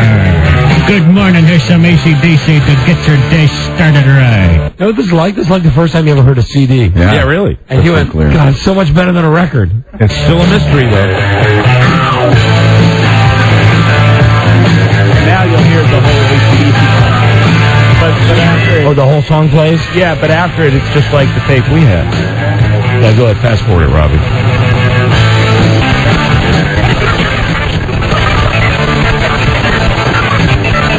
This is how I like to listen to AC/DC, incidentally. I know you've heard about speed dating and speed reading. That's speed listening. Get all the notes. And you don't have to take any speed. You don't have to have like 10 cups of coffee. No, not necessary at all. Hey, Tim's loving this, though. Tim thinks we've changed formats today. Man, let's rock. I don't want to give him any ideas, but has anyone thought of ACD Thunder? What do you think Sabian can do? He can't do anything to stop this. So find Sabian. Right now, Tim's screaming at the radio. This is the first good thing they've ever done. Up and Adam. That's how look at this switch. On the reservation's hottest rock, we're rock at 99. AC/DC. All right, rock and roll. It's Ernie Scarring with you this morning. How you doing? Reservation time to get up and get at 'em. If you got a job to go to today, it's going to be tough if you're working outside. Not a very good day. That's clear. Kind of gray, kind of overcast. Let's take a look at the forecast. Reservation weather. As a matter of fact, 30% chance of rain today. Look for a high of 6, low overnight tonight of 0, and a chance of frost. Cover up the stinkweed. Winds west today, 30. Yeah, that's the same thing. Does anybody know what cover up the stinkweed means? Cover your pot. Yeah. If you're growing your pot. Oh, is that what it is? Yeah. Stay in and stay warm today if you can. You never heard Tony Perkins say that on Good Morning America? When there's a frost or freeze warning? Cover up the stinkweed. Rocking the TV's Well, you don't want to jump out of this because it's got the the bad words. Oh, wow. So Michael. Yeah. You don't know who's made this tape. I don't know. I interviewed a guy named Mark Campbell, who pretty much everyone in that area is convinced that Mark did it. He's a DJ turned TV weatherman, right? Right. And does it sound like Buzz, him? do you know more? No, I just read this on the website, and I was trying to help the story And does along. he sound like this guy when you talk to him? No, he doesn't sound like it to me, but he was one of these guys that a wacky morning zoo thing back in the 80s, and I guess it was the only guy that they could pin it on, so they decided to pin it on Campbell, and I interviewed him, and he said, I'll even take a lie detector, test. I guess this has become, so we don't know the source. No, I'm going to have to ask our main detective, Detective Joe Ardinger, to follow up and try to find the man behind Ernie Scar. And do you, to the best of your knowledge, is there any new Ernie Scar material coming out, being made? No, not the. Some of the stuff you played apparently was from 1989, right? And the rest of it was from 86. Hey, Michael? Yeah. Do you have a lot of friends? Not many, Don. Just thought I'd ask. No problem. And your website is Brockett99.net. Yeah. Now you're selling these things. Yeah. But the guy who did the bit, he's not getting any money from it? The people that I've talked to say that this guy really doesn't want to associate in any way with it. And the guy that I think it might be, just you can't get anything from anyone either way. They're so tight-lipped about it. Do you think it's because of the politically incorrect heat that's come down that if this guy, say, the weatherman who's on TV now probably would want to distance himself? Yeah, but why wouldn't he just call this guy and go, listen, don't use my name, but that's my bit. So, give me 50% of all the CDs that you sell. Right. Okay, well, listen, Michael, thank you, and I guess we'll be in touch if we need anything else. Okay. All right, thank you, dude. Hey, thanks a lot, Dynamite. See you later. Oh, one last question. Yeah. Excellent. Rob just had this question. I'll credit Rob. How did you get the material? When I first heard it from you, about 10 years ago, I started looking around and couldn't find anything until about 3.5 years ago. And I basically got it from other websites that are selling it. And there are actually people can go and download it for free, the whole thing. Detective Ardinger, anything you'd like to add here? I was just saying that he ran into these incredibly clear copies on his own. Yeah, no, I didn't say that. I said they were mailed to me, but... Well, yeah. By who? They were mailed to me by the guy that I had been emailing with for about 4.5 months. And who's that? I can't give you his name. Why? Because he doesn't want to be involved with it. He doesn't want to be involved with it, but he's sending you CDs. Yeah, but I'm telling you that I don't know that this is the guy. Thief? Thief? Why all this secrecy? This is really weird. Because from what I've heard, and this is only from what I know because I'm not a Canadian And citizen. for quite some long time, all you knew is what I told you. Right. And freaks that carry your luggage up the room. But from what I hear, this guy, if even though these things were made in '86, this guy could be dragged into court and fined heavily because of the laws up there if it's found that this is a racist... Maybe I'm totally off base, but the more I hear your voice, the more I think it's you, and that we're being played by you right now, and you want to sell the CD, and I'm fine with that. Say this for me. Will you do me a favor? Yeah. Say, R, up and at 'em. Up and at 'em. Pretty close. Yeah. Pretty close. I think you're Ernie Scar, Mike. Well, I've been accused of that. But you have been accused of that. I have been accused. Say rock and roll. Rock and roll. I think it's because I've heard the tape so many times. Yeah, all right. It's not... Who knows? Okay. I don't think we'll ever figure it out. All right, dude. No, we will. I promise we will. We have Detective Joe Ardinger working on it. That's DUHTECTIVE. Yeah, but I'm Detective. telling you, I've been getting phone calls from all over the country, including Canada, since we brought this up, and nobody is going in the same direction. Here's my question. So everybody's got a different theory. We are getting phone calls from all over the world, America and Canada. How come none of the digital lines are ringing? Because people are listening. No, Joe, look. I'm not being like JP. On the other lines, all the things are going off there. I know when we do something and people are just not calling because they're listening. Mm-hmm. But all day today, look at this. There's one line ringing now. There's got to be some problem with these telephones. I think it's got the gribblies. All right, nice talking to you, Michael. All right, thanks a lot, Dynamite. See you later. Bye-bye. Bye-bye. Hey, before we go... I don't trust that guy. Me either. Before we go to break, could I request Brockett Used Motors? Is that a new one that we haven't heard? Yeah. All right. Can you load that in? Brockett Used Motors. And hold on. Let me see. That's cut number 3. Let me just see if the phones are ringing. Are working. Hello? Don? Hi, Rob. How you doing? Hi, Rob. Hi, Mike. Oh, you know what, Mike? What's that, Rob? Tell Buzz I said hi. Buzz. Yes. Rob says hello. Give him my regards. Rob. Mike? Buzz says hi. Go on. He just you hung up on him. No, I didn't hang up on it. The line just died? See? Wow. All right. It's obvious the phones are screwed up. Something wacky. This way it comes. Okay, here is Joe's tape. They're Joe's favorite tape. Ever had to get to the rodeo, but you had this problem? Dirty CD, I think. Everything's working today. Things are working great at HFS, though. Guarantee that. Hi, Joe. Is it CD number 2? Trying over here. Okay. Ever had to get to the rodeo, but you had this problem?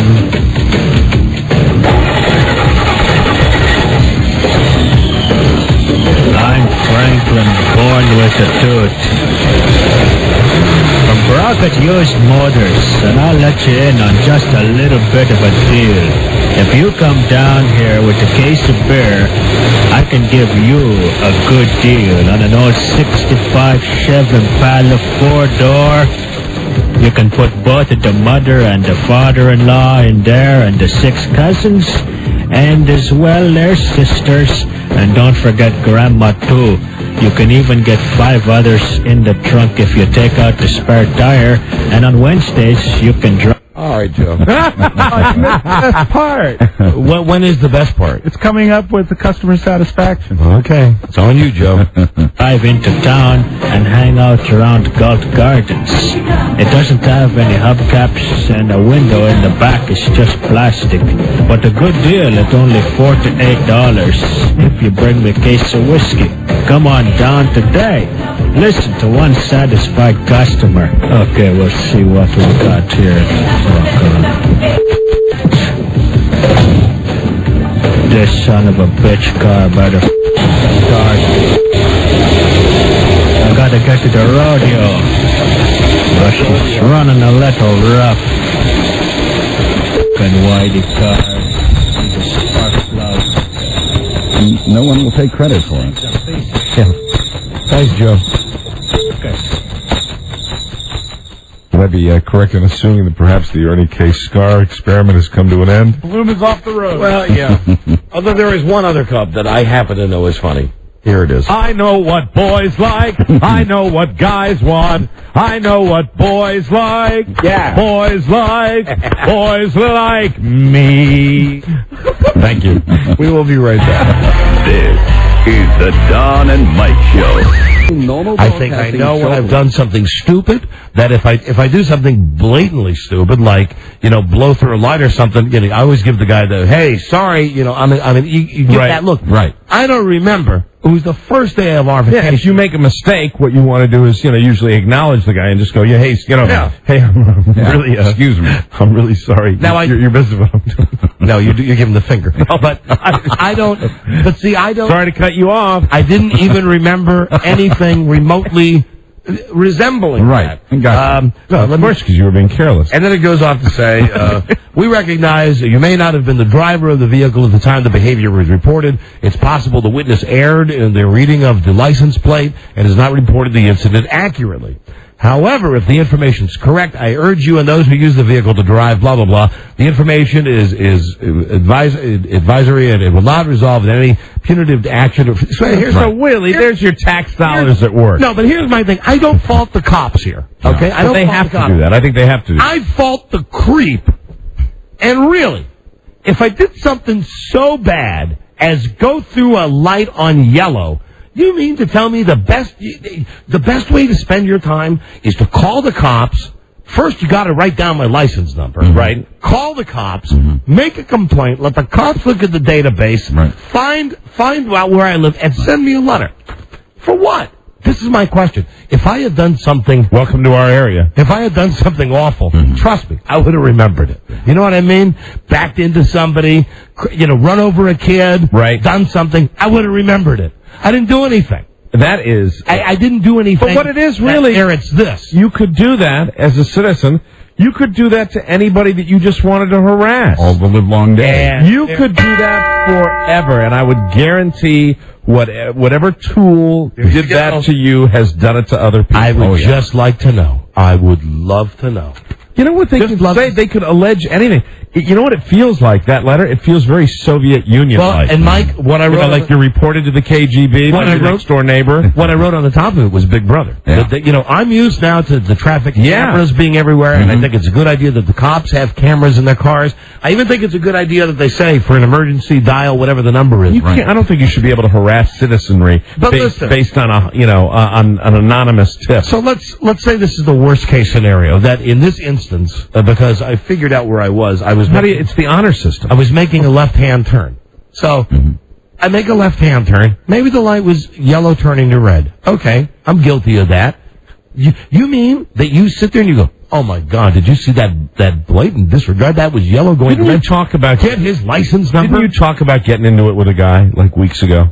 where you were back of a guy, and then you had you had a chat with him or something like that. Yeah, but it was nothing like you were saying, what did you say you do? It was a license plate. Right. Remember the license plate? I know. But no, and you rolled down the, no, it wasn't a license plate. It was like a bumper sticker. Ask me about something. And didn't you write down and say... Oh, it was ask me about Herbalife. Ask me about Herbalife. And did you... That's the guy that did it. Oh, no. This is the thing, the reason I know that... See, you're assuming... You know what you're doing here? You're assuming right there that this... But Mike... Even happened. This might be a guy that just made the whole thing up. Hold on. But see, the thing is, the location of where this is, it's like an intersection by my house. Do you understand what I'm saying?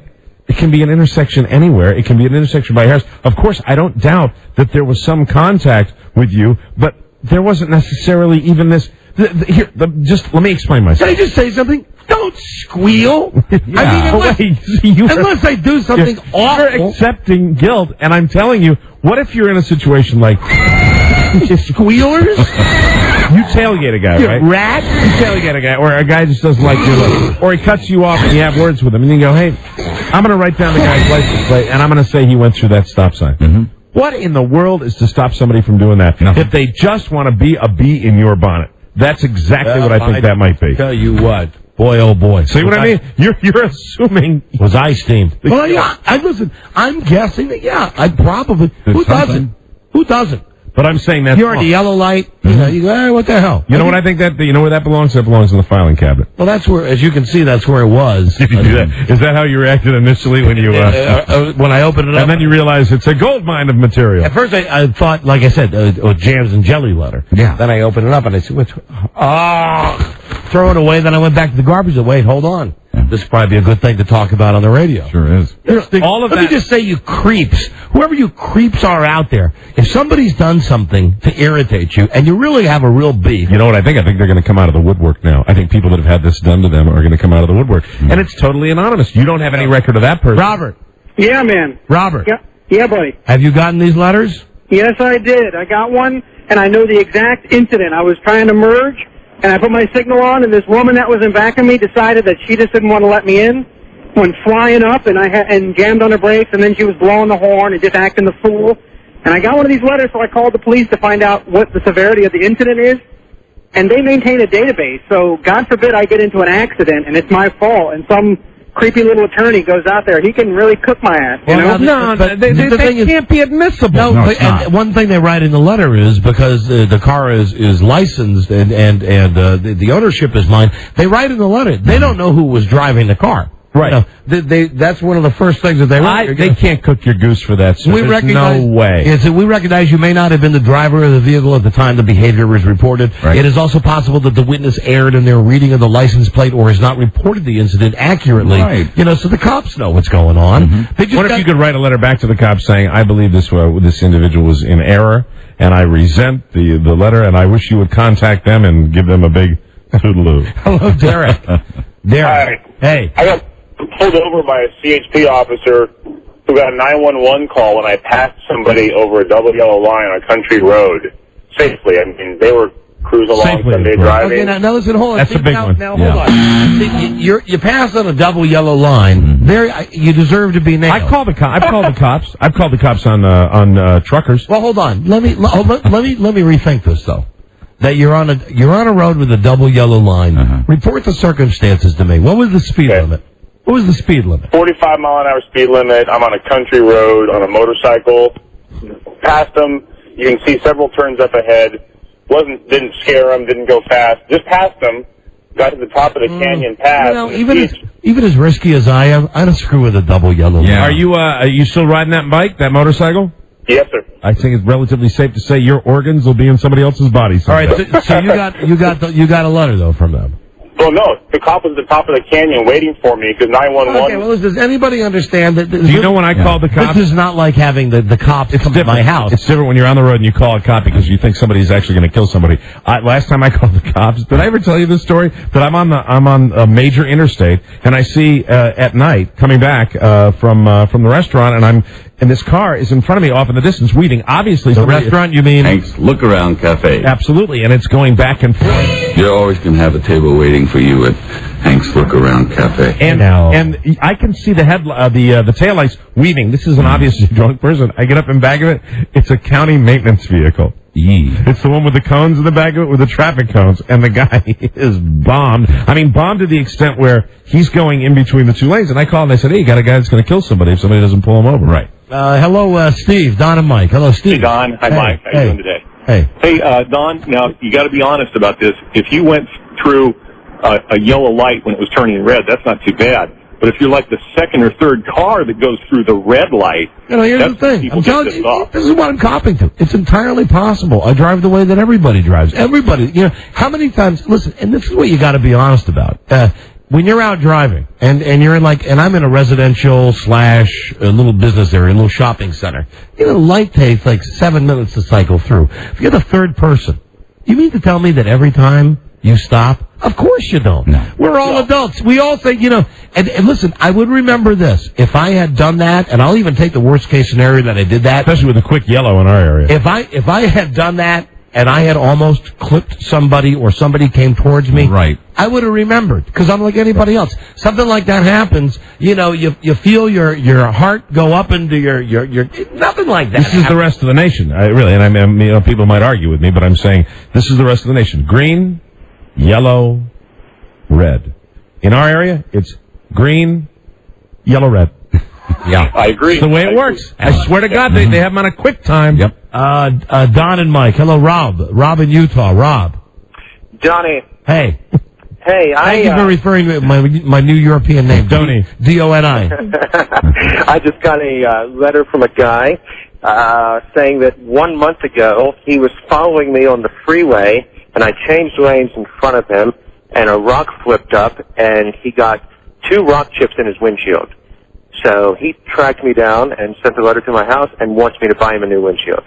A month later. See, that's a crazy stalker stuff. You just can't do that. What's wrong with What's wrong with all the creeps out there? Why are there so many goddamn creeps out there? That is insanity. If you're in back of a truck or you're in back of somebody who kicks a rock on you, what you do is you just get in front of them and throw out a handful of pennies. I'm kidding, of course. Of course, I'm kidding. I would never encourage anyone to do something as stupid as that. No, it works much better with a nice duck pin bowling ball. That's a little like 4 or 5 pound number you just toss out over your shoulder. Yeah. You see, we're talking about fantasy. Yeah. Hello, Don and Mike show. Cartoon violence. Right. Hello, and all of the products built by Acme. Please do not attempt anything like this at home. Hello, Don and Mike.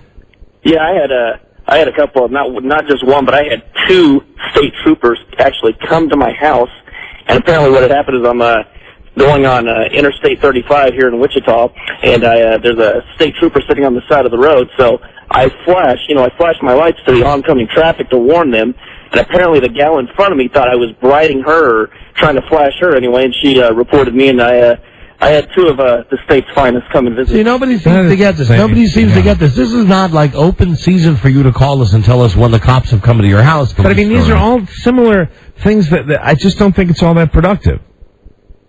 Cops coming to somebody's house while we've got, they're terrorists around that we got to look for, and it just seems to me, I understand you flashed your brights in somebody. I guess I understand his point because even though he didn't get a letter, the cops came to his house. I get it because the lady must have said to the cop, hey, that dude flashed his lights at me, so then they have to go to his house. The horrible crime of flashing his lights. I mean, really, it's insane. Yeah. That's right. Jesus. Come on. Wow. Just have the stones. If I've done something to irritate you, flip me off. Say something. Let me know. People make a big stink over nothing. I was at a toll plaza one time, and when they were switching booths, and I clipped the person that was going from one booth to the next. I might have broken her leg. You're busy. She writes me a letter. I mean, lighten up. What's with that? You know why that is? That's because you're Mike O'Mara. That's why. Absolutely. Yeah. Amen. Thought she could get her big payday. Hello. Target on your head. Carl, Don and Mike show. Carl. Oh, Don. Yeah, hi, Don and Mike. Don, worse happened to me. I was driving on a little backcountry road up here. And hold on, we do a national show. Where's up here? Up by Burlington, Vermont. All right, gotcha. That is up there. Okay. All right, so I'm on like a backcountry road over here. No houses, all just trees, okay? Speed limit is 35. I got 2 old people in front of me. They're going maybe 30 miles, maybe 25 miles an hour. So I pass them. Okay, it's a passing zone, it's all legal. So I shot them.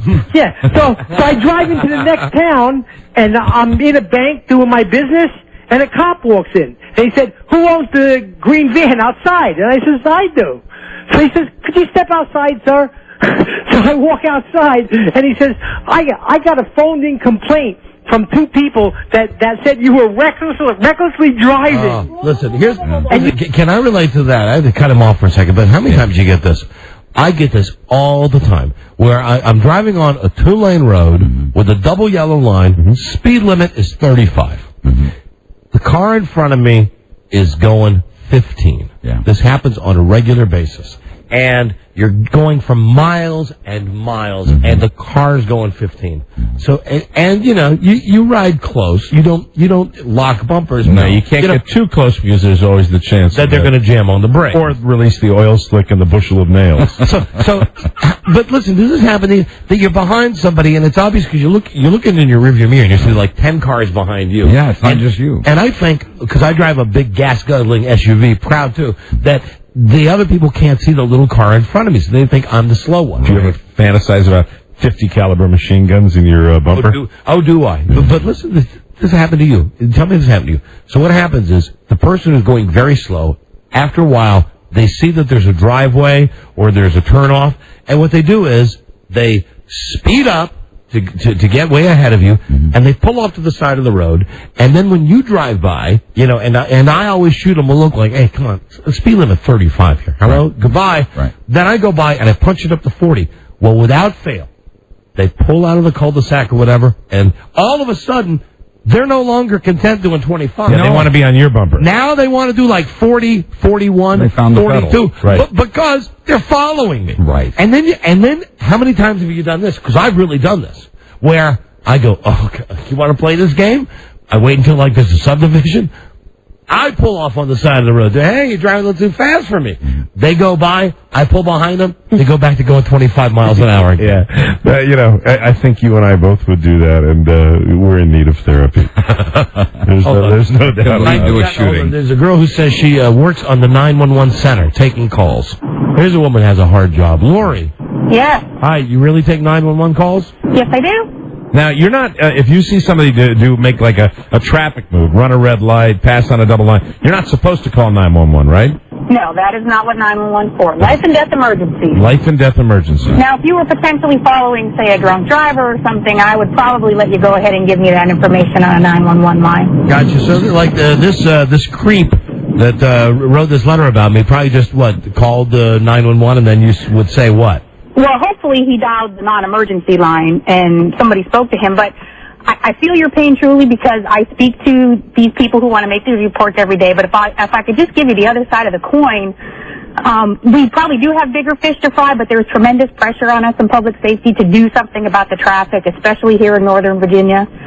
So this is sort of an outlet for people to vent. But don't you realize, but you must admit that there's nothing that anybody can do. We did this by letting people build 20 million houses on 1 acre of land in our area and let developers get rich. That's what caused this. And I agree with you. Police, firemen, 911 operator, you do a thankless job. Here's the thing. I don't think you should have to hold people's hands. No way. It's not her job. When you said it's a way for people to get it out of their system, you want to get it out of your system, give me the finger. Don't call the cops. Absolutely. And you know what? If they call 911 where there is maybe a life and death emergency this lady could be handling, I think they ought to find that person. If they're so stupid that because they got a chip on their shoulder about traffic, they're calling 911. Right, thank you. They ought to penalize that. Well, here's one thing that I think about when I take the calls is maybe one benefit to this is maybe your teenage son is driving your vehicle in a manner that you don't think Johnny ever would do. And this might be, some way for mom and dad to get a little insight, into how Johnny really drives when. All right. So, yeah. But, we're getting some interference here, honey. You do a great service and everything, but please, come on. Let's appreciate it. Thank you for the call. Call a spade a spade. Thanks so much. You do great work. Hey, Johnny, here's our 911. Here's our production guy. Johnny, Mike was just doing 911 with the finger. There you go. Hi, Johnny.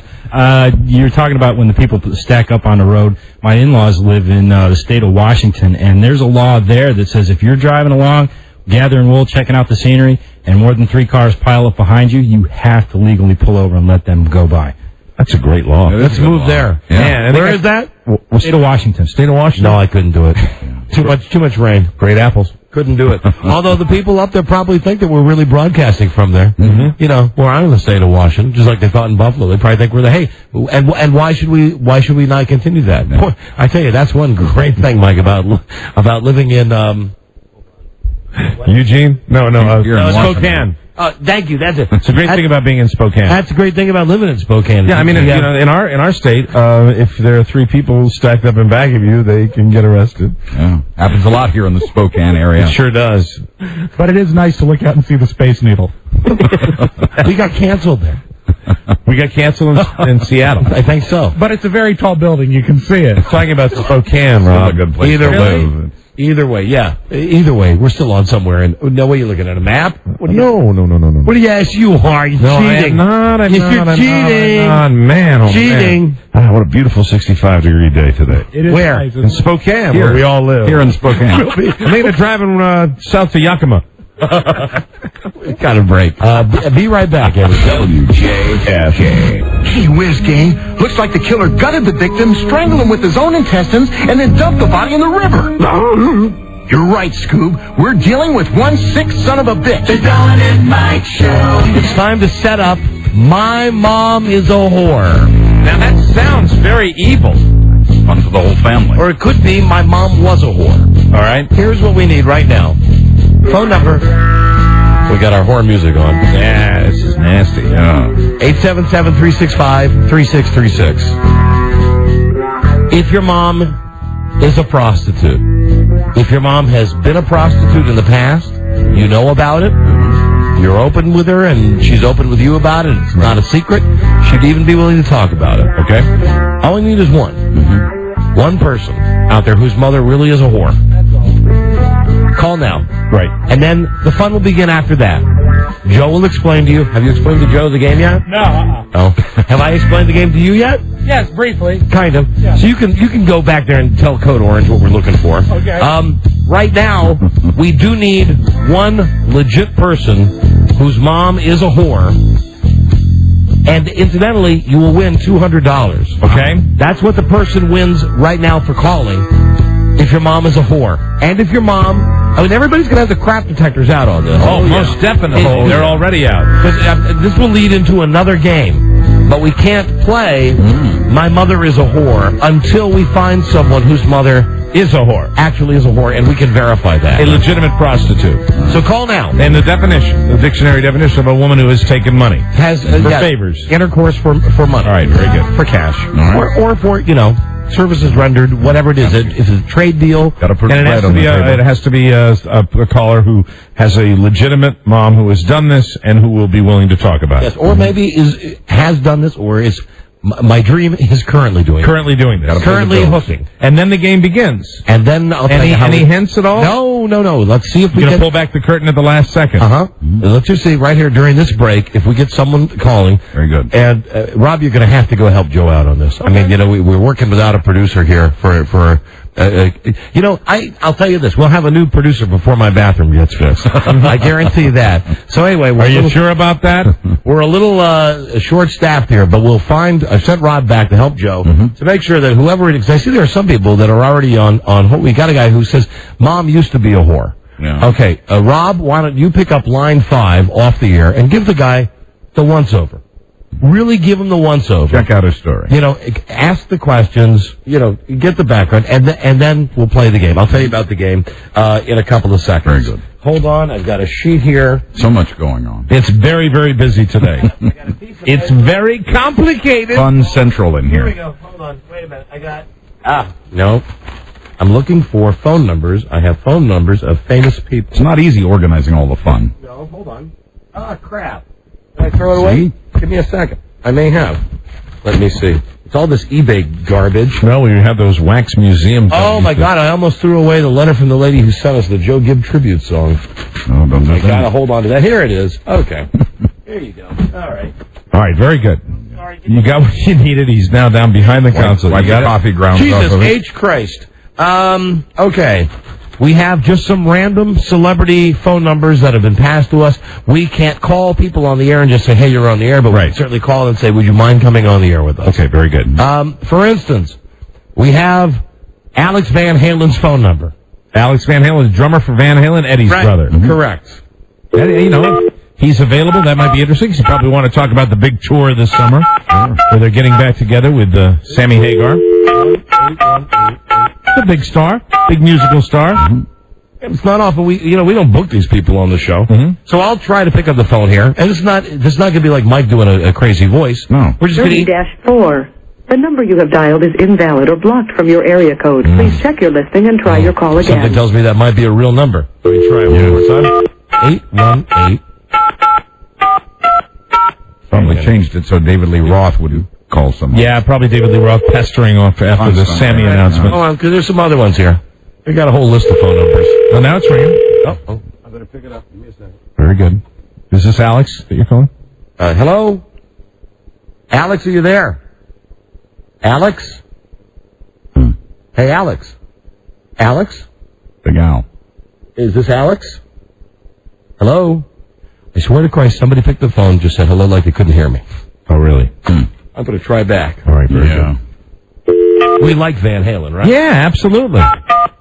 We like Van Hagar. We like Van Hagar. We're Van Hagar. We both share that. We're not the David Lee Roth school. We're the Sammy Hagar school.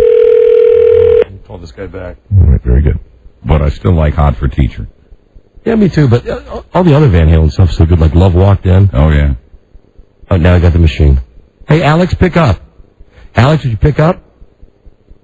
Alex, it's Aaron Spelling. Alex, this is Aaron Spelling. You might have to come up with a new one. That might not work anymore. This is Tommy Mottola. Alex, pick up the freaking phone. Alex. No go. I had him at the beginning. Do you think it was him? Yeah. Oh, yes, I do. Hello. He picked the phone. Hello, Alex? Yes. Alex? Yes. And then click. Now just, Alex, listen. I'm such a fan, man. I'm so glad you guys are getting back together. Oh, my God. I know the entire OU812 album by heart. You are so great. You are so great. My name is Buzz Burbank. Wow. And, hold on. Rob wants a wax figure of him. A wax figure of Alex Van Halen. All right, Mike, here's the next one. You can pick it up after it rings. All right. Perhaps you've heard the rumors that Nicole Richie and Justin Guarini, yes. They was in the Inquirer last week that they were getting married. Well, we have Lionel Richie's phone number. Very good. So we'll do the same thing. Where let us hear it ring, then you can pick it up. It's on line 6. There you go. All right, you got it, Mike? Yeah. I did. Yes, can I speak to Lionel Richie, please? I just heard, hi, this is Lionel. I did, too. Yeah. You picked up the wrong line. Oh. You need to pick up line 6. What are you doing? Hold on, 'cause I heard Line 6 isn't lit on my phone. Okay, here we go again. Hold on. I definitely heard a guy say, hi, this is Lionel. Oh, how we're smiling when we're Lionel Richie dialing. Okay, now, Mike, wait 1 second to pick up. Let me put it on hold. Oh, Mike, you're on the wrong bank. God damn it, I got 3 phone banks over here. Right here, Mike, right there. See that one? Pick up number 6. Yeah, hello? I got the quick, like, almost a pager sound. You want to try it one more time? Well, if you want, if you think. Because now that you know the phone, well, at least say if it says, hi, this is Lionel. All right. Okay. And now I'm going to dial it on line 5. A short message. I think we have a whore, incidentally. Give us a second. Okay. And come on, ring Lionel Richie. There you go. You got it, Mike? Oh, yeah. Very good. Today, hey, hi, this is Lionel. And obviously, he's not there either. Just like Alex Van Halen. Although Alex Van Halen was there. Hello, Lionel, this is Mike, and I just wanted to say I'm a big, big fan. I really do. And I love your daughter on the Paris Hilton show. It's just fantastic. And if you ever are in Washington or you'd like to call us here at WJFK, we're big fans. And, yeah, this isn't on the air, but I'll tell you, Lionel, I am just a super fan. So call us. And also, if there's a wax figure of you anywhere, I'd certainly like that, too. You're good people. Take care. Bye-bye. All right, so that, with the old phone rules, we would have been able to put the entire, like, hi, this is Alex Van Halen, hi, this is Lionel Richie. Here's another one, Donald Trump. Donald Trump's private number in his office. Very good. I bet we'll get right through. All right, let's see. Okay, hold on. I'll pick this one up. Okay, got it. All right, picking up. Line 6, calling Donald Trump. Big D. What a wax figure of his hair. DT, the man. I got the DT. He's not on the phone yet. Like I'd speak that way to him. Hey, ass, what's happening? 3 rings. Let me see. Well, I'd be curious to know what Donald Trump's voicemail is like. Hello, Linda. 4 rings. No. Donald Trump, please. They're putting you through. 1 second. I swear to God, they said 1 second. This will be so cool. Not a chance he'd go on the radio. Yeah, you just see, he was on with Regis this morning. See your friends are Regis. He loves to perform. Pardon me? Yes, Donald Trump, please. My name is Don Geronimo. I'm doing a radio show right now, and I have Regis Philbin on the show with me, and Regis suggested that we call and get Donald on the show. Talk about The Apprentice. Are you up for this? Sure. Oh, and Regis has been saying it's fixed, so this is perfect. Yeah, Regis said the same. Remember a couple days ago I said that I thought The Apprentice was fixed? Yeah. Regis said it. He got it in the newspaper. Right. You know what? You might want to pick up 6 now, Mike, and be Regis with me. And Regis, yes, hello? You might take this. Hold on. Regis, would you pick up and let her know? Hello? We're looking for the Trumpster. Is the Trumpster there? Thank you. Ask him to go on the air with us. Will you ask him to go on the air? Absolutely. Oh, this is fun. Who would have thought? I adore you, Donald. Will you come on the air on the Don and Mike show? You got to get his permission, Regis. Would you come on the air with my good friends Don and Mike? This is Regis with Don and Mike. Oh, come on now. Will you come on the Don and Mike show, Donald? He does. It's not. No, it's not Regis. I'll be honest with you. But please come on the Don and Mike show and talk about The Apprentice. We deceive when we're trying to get big celebrity Mr. guests. Trump, yes, we're on the air right now. Your voice is not on the air. Yes, we deceived our audience. We told them we'd lie and Mike would pretend to be Regis so we could say hi to you. We haven't done it in a very long time, but we're so excited about The Apprentice that we... Pardon me? We should what? We're at 50 stations across the country. We're in Washington, D.C. We're based in Washington, D.C. You'd make our listener... Just call up. How about just put your voice on the air? Just say hello. Just say hello and you can hang up. Please? Hello? Did he say hello? I think he's gone. Hey, Don? No, he's gone. Don? He hung up. God damn. Wow. I was that close. I thought he was such a ham that he would go on. It was so close. funny. It was so funny. No profit in it. It was so funny. Yes. Hey, I love you, Regis. That's the first thing he says. I love Regis. Right. Did you deceive your audience like this? Yeah. Wow. You talked to Donald Trump. I'm sorry. Now, wait. What he also said, what he said, just call up sometime and I'll go on with you. I don't believe that, but call the office. But we should do that legitimately. Yeah. Here you go. Have the producer do that. Here you go. Yeah? Call right now.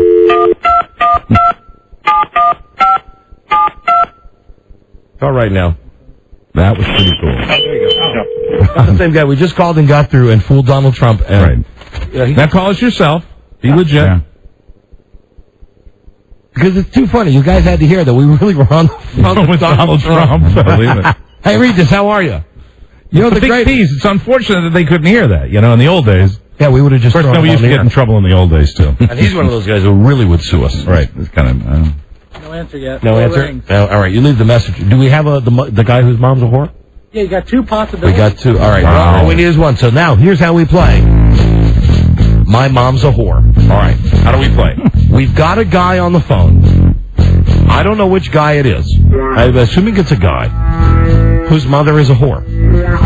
He's already a winner because we verified that his mom's a whore. All right. What we need now are 5 guys who think that they can fool us into believing that their mom is a whore. So you get this? Because we will ask very specific questions. Okay. Keeping in mind the new FCC witch hunt standards. Of course. But we'll find out. And here's the deal. If you're a guy calling us and you say your mom's a whore, but your mom's really not a whore, but we end up saying, I vote for this guy, right. Mom's a whore. If you fool us, me, Mike, and Buzz, you win $100. if this guy, whose mom really is a whore, if he fools all of us, right? He's already won 200. And he fools us into thinking she's not. Yeah, I mean, if we don't pick this guy, right? He's going to get to tell the truth. He's going to get $500. Okay, because he would have fooled all of us. Yeah. He'll get. You understand? Yeah. He get $100 from each one of us if we're, on all the times that we're wrong. And this is great because we'll be asking the stories about the whole story of how the mom got into that profession. Because there is someone out there. Actually, there's more than one. Let's just go with the best. With the best one though. The best mom is a whore. And then we get the other 5 guys. Mm-hmm. Very and good. You would think it'll be pretty easy to find out who's lying and who's not lying. Right. Because the guy whose mom is really a whore has got all the answers. And incidentally, win, lose, or draw, and if the guy fools us and ends up winning $500, which he would win, we will call his mother on the air, and he has been told this. And we will verify that she is or was a whore. Yes. And our crap detectives are way out. Absolutely. But you got to watch us now, because right now we're on fire. Absolutely. We just did a great radio bit with Donald Trump. Unfortunately, because of the FCC, you couldn't hear it.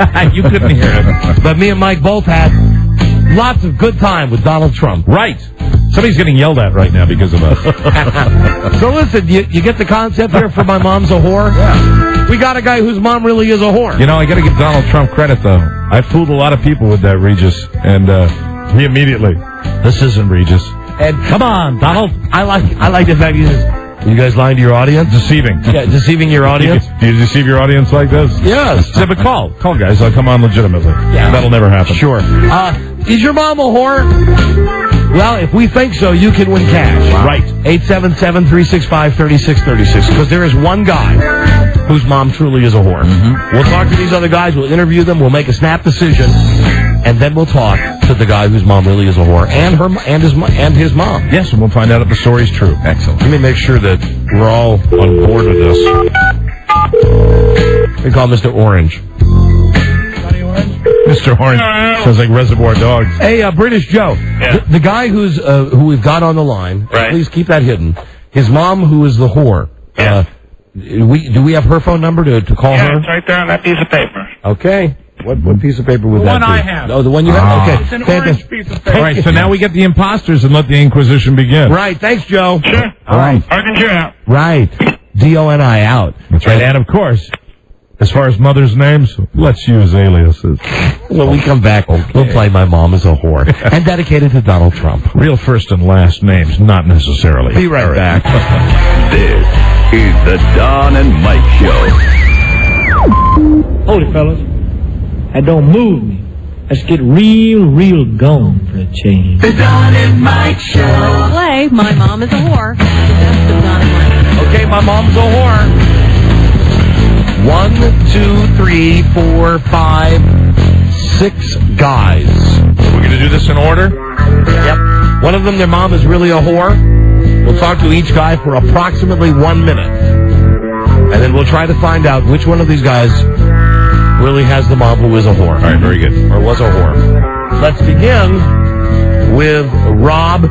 And for the purpose, I've been told for the purposes of secrecy, because some of them live in areas where whores are plentiful. Yes. And legal. We're not going to say where anybody's calling from. Okay, very good. And we're as far as the mom's names, we just go with first names. We will use, or just call them Mom. Just Mom. Rob. Yes.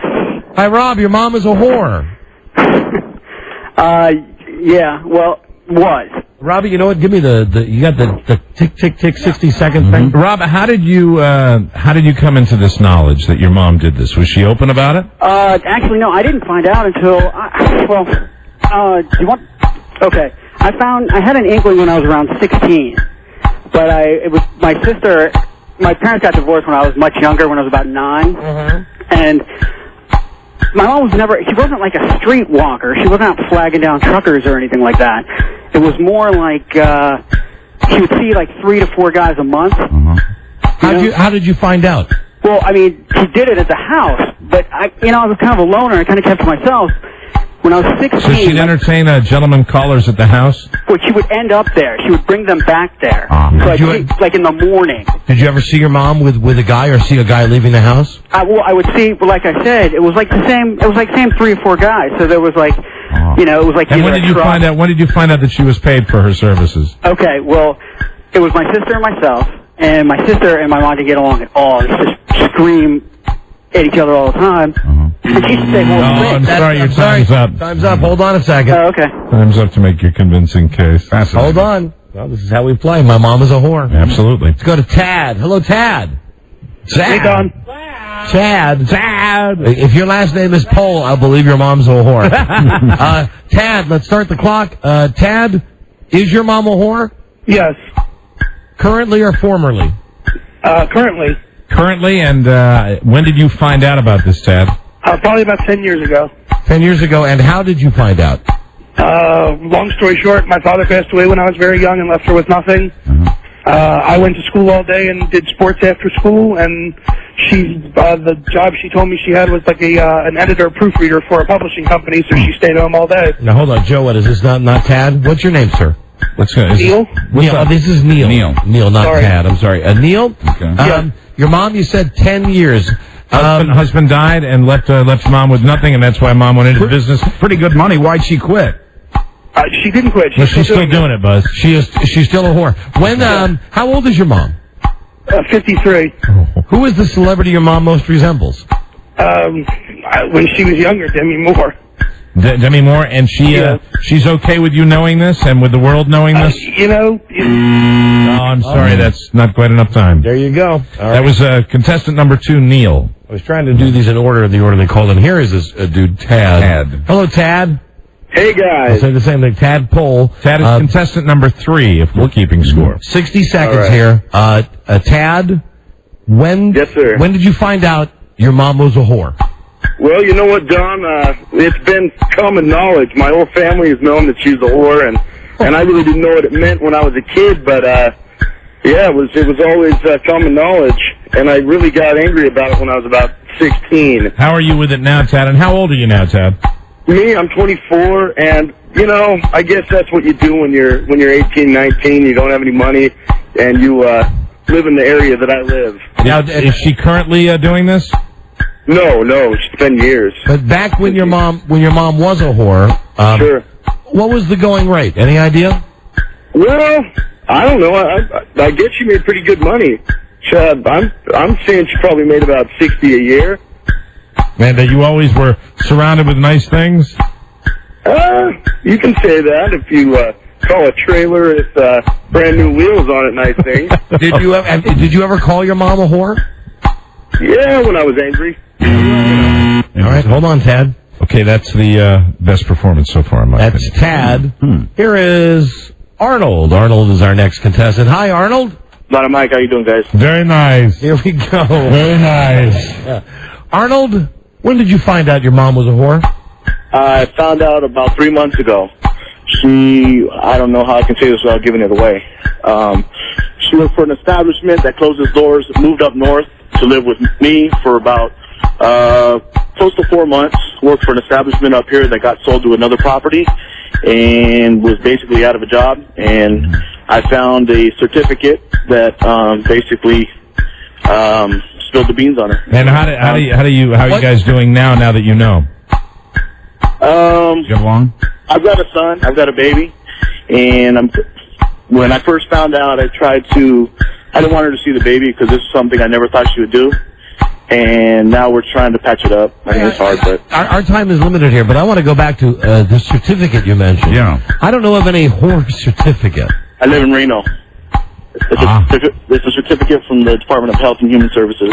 Oh, all right. Well, you know what? And that's why I said you shouldn't give away the city. But I'm sorry. I didn't want to. I asked. But don't watch out, guys. All right, seriously. That's Arnold. Yeah, that's another boy. It's getting tougher. Here's our next contestant on My Mom is a Whore. Here is Dave. Hi, Dave. Good morning, radio guys. Hi there. Let's see. I'll start with the first question. When did you find out your mom was a whore? I was about 13 years old, junior high. Junior high, and how did you find out, Dave? Well, we moved to a different area, and I lived with my aunt and my mom because one of them wants me for a week at a time. And we just ran into somebody at a local gathering spot, and it's kind of like I said, "Who's that?" And then they finally explained it all. I don't believe you. Let me tell you something. I believe he may be acting dumb to throw us off the track like they do on television. You think so? Because this guy sounds to me so bad.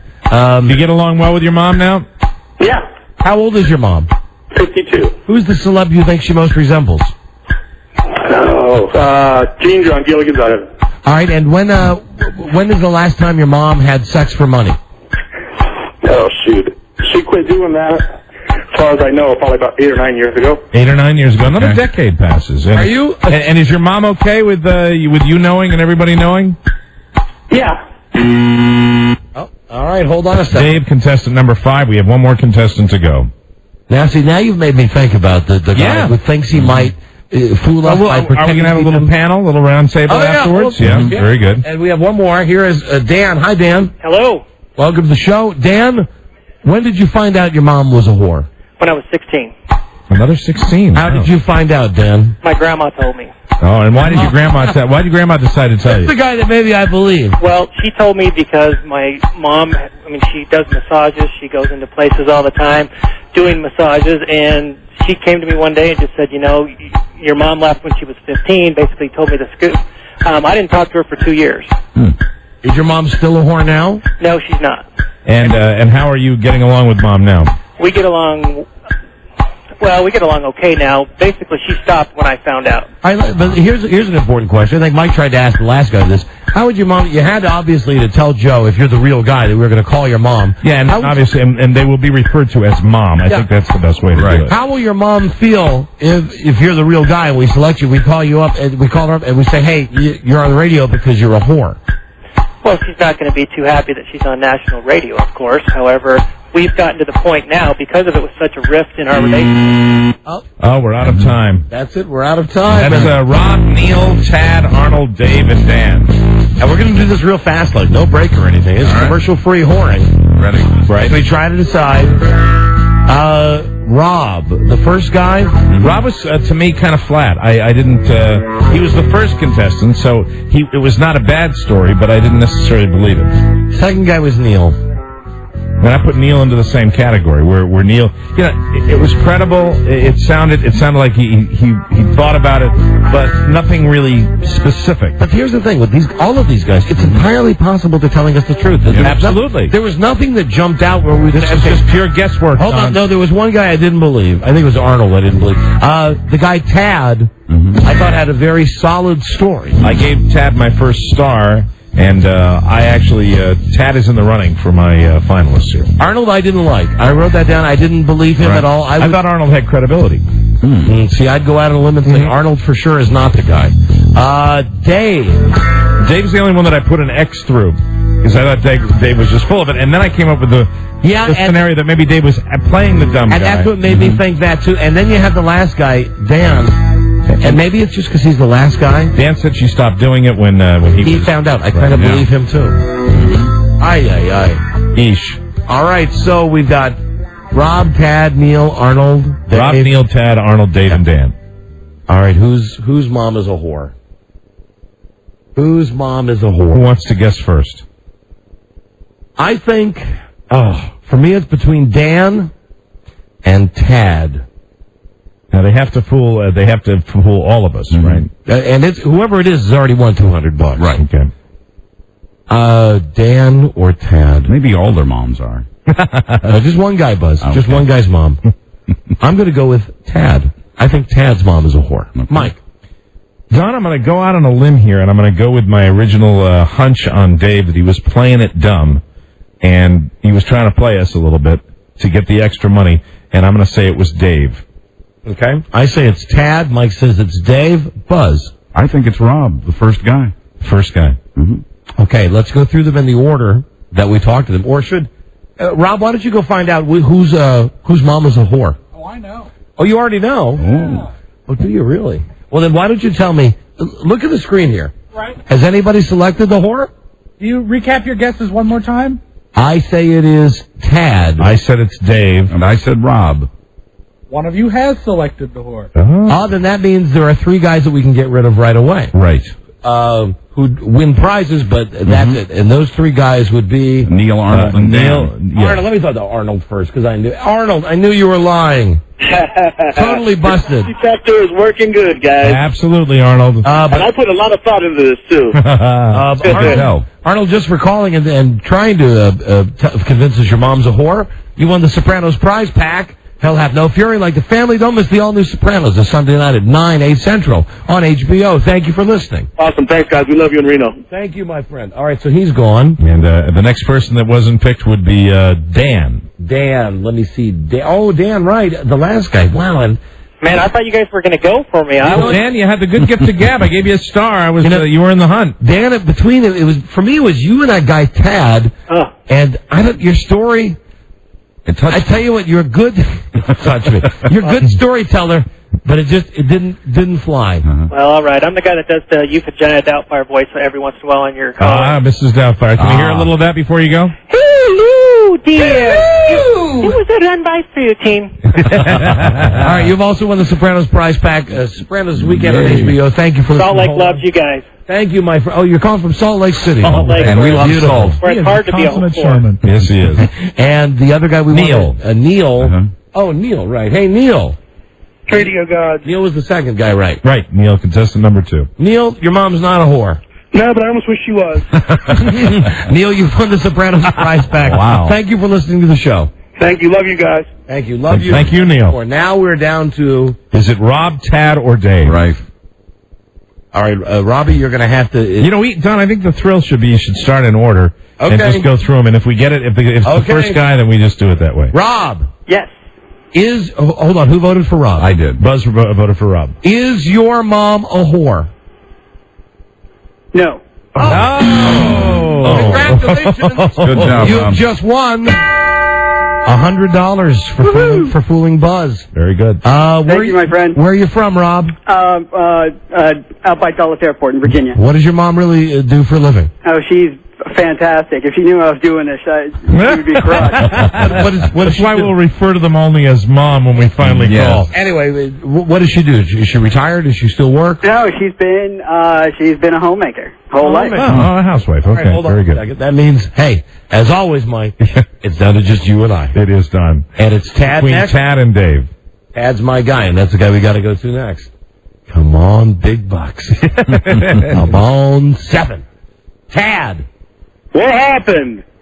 Tad. Hello. Tad. Hello. This is Tad. Tad, is your mom a whore? Yes, my mom is a whore. The winner. Oh! You got it. Oh! Your mom's a whore. Yeah, she is. You were credible, Tad. You were very credible. But now we have to call her. Robbie, you got the number? I do. Now, Well, she works at a bar, so imagine that. all right. You guys got to call her. All right, maybe we should call her off the air at first. Rob is making the call first. And should we talk to Dave before we get rid of... Hold on. And Tad, incidentally, let's see, you win $200 for calling. We're going to verify your mom's a whore. And you win $200, and you fool Buzz, and you fool Mike. That's $200 more. You win $4. But look at you, $100. You whoremonger. Hold on a second. Hold on. Let's talk to this guy Dave, who is Mike's selection. Dave. Hey guys. Dave, you just were a dumb guy. I thought you were dumbing it down to be to be good on the show, but no, you're just a dumb guy. Dave, you win $100 because Mike believed you. I believed you because I thought you were playing it dumb. I know, but still, technically he wins. I just wanted to spread it out, okay? Do you want to know the truth? I would have picked Tad. Well, you should have picked Tad. That was my first star. Can I tell you something? Yes. I would have picked the dumb guy if you hadn't said, I think the dumb guy's being just too dumb. Right, exactly. But anyway, Dave, you did win the money. Congratulations, Dave. Thank you, guys. All right, thank you. Hold on. Yeah, I'm dumb. Hold on. Now, Robbie's on the phone trying to get the mom on the phone. What's happening, Rob? Well, they told me Hi, hold on. We don't want to give away her name. Her name. Mm-hmm. Like they all don't know. You could have just called and said, is mom a whore there? We have your permission to put your voice on the air. Hey, here we go. All right, good. We're going to get the mom on with the son. They're going to call you mom, okay? Hang on for me. You got her? Yep. All right, Dave. Hello? Tad, are you there? Hold on, let me get him. Tad? I'm there. Tad, we got your mom on. I'm here, son. Hey, Mom. Mom, I'm sorry. Mom, you're bothering me at work. I know. Hold on. Shut up, Tad. Mom, we have to ask you a question. You're on a national radio show. It's kind of an embarrassing question. Right. But we're playing a game with Tad, and Tad called in to participate, and that's why we're not using any names here. Is it true that you were a prostitute? Yes, that is true. Oh, Tad! Winner. Tad is the big winner. Oh, God. It's paid off again. Hey, put the money with you. The name of the game is My Mom is a Whore. And Tad has just won $400, God, for playing My Mom is a Whore. Wow. He never thought he would profit from that at all. Wow, well, Tad, you're the man. And, hey, I know. Hey, you guys are the men. I'm the man. I figured him out. And, Mom, we won't give any names out, but you're the ultimate good sport. Thank you. Are you still plying your trade, Mom? Occasionally I do. I do practice. Now when you practice, do you practice for free or for money? For money, of course. For money. All right. Well, it's still active. Isn't that great? Let me ask you something, Mom. Tad has a lot of credit I have to take care of. That's right. How hard did you have to work for $400? I mean, think about this. That's a good question. Tad just called our radio show. You would have to literally work your ass off for $400, right? I did work my ass off for that. Yeah. All right. Taking care of your son's bad credit. That's great, Mom. You're very nice. Very nice. Thank you for being on our show. We'll let you get back to work at the bar. And Tad, really, I think the right thing to do is give Mom a little of that money. She certainly does appreciate it. Hang out with your mom. She made enough on her back, Mike. What? She made enough on her back. Oh, this is for me. Well, all right. All right, both of you. Hold on. Goodbye, Mom. Goodbye. Bye-bye. And Tad, bye, Mom. Congratulations. And thanks for being the first to play My Mom's a Whore. Wow. Thank you, guys. Thank you. You know, for an inaugural game, that went pretty damn well. Happy Mother's Day. Pretty good. Damn, I shouldn't have picked that other guy. Yeah. Anyway, My Mom's a Whore. There you go. It's Tad. Look at you. You're all proud of yourself, aren't you? I like it when he's got a and you deserve it. You should have a self-satisfied look. I picked the guy. I picked the whore. And, isn't that fantastic? Be proud. We got a break. We'll be right back. This is the Don and Mike Show. What is it, the memo? The ideas contained in that memo are not my ideas, Hank. I do not happen to think we need a younger sidekick. Thank you. What is that? What do you mean this? Yeah. You mean the earring? The earring. Oh, I've had this. I've had this for, golly, some time now. That you've got an earring to make yourself look younger. Oh, no. Oh. What have you done to your nipples? Let me see. Come on, let me see. Sit down. Sit down. Sit down. Hank. What's wrong? Uh-oh. What's wrong? Hank, look that way. Look that way. Look up. Look down. Does that loosen you up? How's that feel? Good. Oh, boy. Hey. Does this hurt? Yes. Oh, boy. Where'd you get this done, Hank? Well, was it in a sterile environment? Look that way. Yeah. Boy, very swollen and reddish, Hank. Really? And the left ear is the gay ear, by the way. Do you know that? It is. Uh-huh. And when you wear it low on the lobe like that, Hank, it means you're catching, not pitching. I had a friend who was allergic to base metal, got a really bad infection, lost about 90% of his hearing. Oh, Hank, that looks very pussy. What kind of metal did they use, do you know? I gotta go. Oh, I'm sure it's fine. Hank, I like it. Hank, keep it.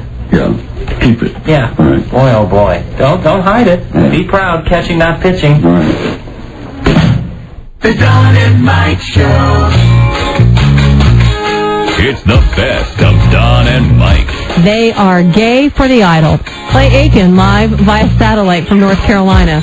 It's the best of Don and Mike. Speaking of American Idol, now listen, who would know more about this show than? And I'm a Clay maniac. And I love Clay Aiken. Now let's go live via satellite to the Strawberry Ranch. About time. Down in Louisiana or Tennessee, wherever the hell he lives. Hello. Come in, Clay. Is this on? It's time for your heart. It's time for the Don and Mike Show exclusive as we speak to American Idol loser, but winner in life, Oh. Clay Aiken. Now, it's so nice to see you. Is this the Don and Mike show? Hi, Clay. How are you, Don? Hi. I'm down here in the Carolinas, just enjoying life. I just want to say thank you to all my fans who were just so good to me. I really do. You guys are dear hearts for calling. How are you? Now, Clay, what is it? You have a studio set up in your girl room at home? I have a studio set up, and what I do is I tie my Princess phone into a, what do you call them, ISDN line. Yeah. And that's why I can talk to you just like I'm in the studio, even though I can't see your face. Sounds like you're here. How are you? How is your straw hair? It's wonderful. I've grown it longer. As a matter of fact, they're making comparisons that I look like Shaggy on Scooby-Doo. Hey, that's Clay. exactly because I've grown a little bit of a red beard, and it was very difficult. I had to take pills. Clay, so that I jog my testosterone. I understand that you're going to be taking a bath today while you're talking to us. Yes, absolutely. If you don't mind, I'd like to do that right away. It's bath time, and I like to keep on schedule. Let me get in here. Okay. Well, I hope you don't mind. I'm just going to reach over here, and I'm going to bathe myself. I take 6 baths a day. You can never be too clean. That's what I say. Clay, can I say thank you? Y'all are dear hearts. To all my fans. Clay, what do you man? I promise I won't make any bubbles. What do you think? Yes. What do you think about the results show of AI tonight? What do you think America's results show tonight? May I vent? May I vent? Yes, go ahead, Clay. I'm so upset. Why? I'm so upset about all these things that happened on American Idol this year. First of all, I love my experience, and I do not feel that being number 2 was any slight on my talent. I really think Ruben Studdard was a wonderful person, and you know. You love number 2? You love being number 2? You love number 2? I'm comfortable with it, and I'm very comfortable in my own skin. But I just want to say I'm really, really thrilled about the competition this year. But I'm also extraordinarily angry because there's an injustice being done. You're listening to a Don and Mike show, Westwood One, exclusive. Rubber ducky. We're talking to Clay Aiken in the tub. Yes. Now, I said the warm tub. I Tennessee, Carolina, something like that. I'm down in North Carolina, and there's some bath oil beads in here. It's so relaxing. You know, I recommend to everyone, if you're stressed out and you have a very stressed out life, what you should do is just do what I do. Just sit back and relax in this tub. Now, do you notice I'm talking in my real accent? Because I didn't have this accent that much on the show. It's much more pronounced now that I'm back in the Carolinas. Back home, sure. So I just love my bath oil beads, and I just sit there, and I just feel like I'm in a nice little spa, even in the privacy of my own home. Now, and I'm making my own mud pack. Here's the question we want to know. Yes, the question you want to know. I've got thoughts on American Idol if you'd like to. That's why we've got you on the show. Clay, what did you think of the show last night? I'm furious with America. Why? I'm furious with America and what they're doing, and I'm furious with the judges, and I'm furious with the people that watch the show, and I'm furious with the people that vote. Why? Why? Furious. Why? I could just splash. I'm so furious. Why? I just touched it with my finger. I'm furious, Don, because I feel that there's an injustice being done. That, you know, you've got all those popular girls. I hate girls. And they're, you know, Fantasia, Jasmine, LaToya, all the strippers, you know, the stripper names. And they don't belong up there. Why is everybody picking on who I consider to be, seriously, the biggest talent on that show? And that, of course, is Mr. Redhead himself, John Stevens. Is it not true? I love John Stevens. Is it not true that you have been in correspondence with John Stevens? When I see John Stevens on camera, I just want to what him? I want to cure him. I want to heal him. You want to heal him? I just feel like I want to care for him. You want to roll bandages for him? I want to roll bandages for him. I want to massage his feet. I want to care for him. I want to take him under my wing and tell him it's not as bad. You know, he's just 16 years old, and he's so put upon. Can I point that out, Clay? He's so put upon. He's just 16 years I'm old. aware of the legal restrictions and all, and I know where you're going with that. I just want to take care of him. I want to take care of him. I want to care for him like he's ill. Even though he's not physically ill, I want to care for him emotionally. I want to fill his needs. Clay? Yes. When are you going to address the issues? I will rub creams into his hairless self. I truly will. Wow. I will. No, seriously. I will give him a pedicure and manicure. When are you going to file charges against Ryan Seacrest? I will. Don't lie to me. I know what happened on the show last year. I know that he had his way with you. He's an animal, all right? I'll tell you the truth. Ryan Seacrest, I'd like to keep this. I'd like to keep this down to a dull roar, but I can tell you right now, he was a deer heart up until the time that he just went a little too far, and that's what we're going to leave it at. Oh, he was like, I am not going to file charges. Like Marge shot with Hitler. Yes, that was one of our personal conversations that I had with you on telephone, and I'm going to tell you right now, I'm just going to let it go to rest, because really, actually, now that I've had a chance to go back and think about it and think about things and think about Ryan Seacrest, it was really one of my special moments on the show. Even though at the time I thought it was unnecessary, Clay Aiken? but it was good. It actually pumped me up. Clay? Yes. Michael Jackson, innocent or guilty? Of course he's innocent. Not only is he one of the greatest singers of all time, but he's a great showman, and he's so talented, and he's so put upon. He's just like John Stevens when that nasty Mr. Simon, who I still think is adorable, says those horrible things to the redhead boy, John Stevens. I just feel the same way about Michael Jackson. Why do people pick on all of us that have tiny little spaghetti arms? Why are spaghetti arm boys in this country? Why are they put upon? That's what I want to know. Why do they always pick on the boys with spaghetti arms? Maybe like John Stevens, Clay Aiken, everybody like us. Maybe because you're doing an interview from a bathtub. I tell you, I wailed all nighty night when Simon picked on him the last time. I wailed like a little baby, like a little bambina. I swear to God, I don't like Simon's comments about him. Oh, when he said chocolate. When he said chocolate and onions. That's just terrible. How does that make that little 16-year-old boy? I want to care for him. But you like George Huff is so mannish. But you like Simon. I like Simon in a weird way. It was good for my career. I have an album. I have a fan base. And I love soaking in my tub and thinking about it and reading my fan letters. I really do. But Play Maniacs? Simon was rough on me sometimes, but sometimes he was nice to me. And my feelings are fragile. My feelings are fragile like a Christmas ornament. Very good chance you're going to grow up to be like the Swan, like Barry Manilow. I would never, ever alter this countenance, I should say. I would never change this face. I would never have plastic surgery. But I will alter my hair. I will do different things to my hair. Change colors, highlight it, grow a little fuzzy beard if I need to, put on some makeup if I need to. Clay, it's going to make me a better Clay Aiken. One last thing Can I say hi to all my Claymaniacs out there? Claymaniacs, I love you. I'd like to give you a big wet kiss. Claymaniacs. Yes, Claymaniacs. Yes, far away. Who is, in your opinion, the prettiest woman in America? Oh, that is so hard. It's so hard to file that away. There's so many choices that I would have to say. I mean, it should be easy. I sure like that backup anchor man, Brian Williams. Thank you. I'm a fan of his. I Prettiest really am. woman. I'm aching for him. Get it? Well, I like the middle Hanson brother, too. Thank you, Don. I got to go. Thank you, my tub. Clay, come back next week. To make a mud pack. Bye, y'all. Bye. Dear hearts, y'all. Where are we missing them with? Hello, Clay. I think that's it for the signal. That's the problem with CBS. You pay for 5 minutes. Time up. $4.59. Boom. That's too bad. You lose the signal. Oh, man. Oh, well. He sounds very happy. He's from a bathtub. He likes, I guess, to soak. I didn't understand why. Sure, who doesn't? Yeah, who doesn't like a good soak? That's right. I really like that. It sounded a lot like that. Yeah, it sure did. I'm back. Hey, bless your heart, Don Geronimo. Okay, bye, Clay. Goodbye, bye. Like, Aching out. Sorry, we're out of time.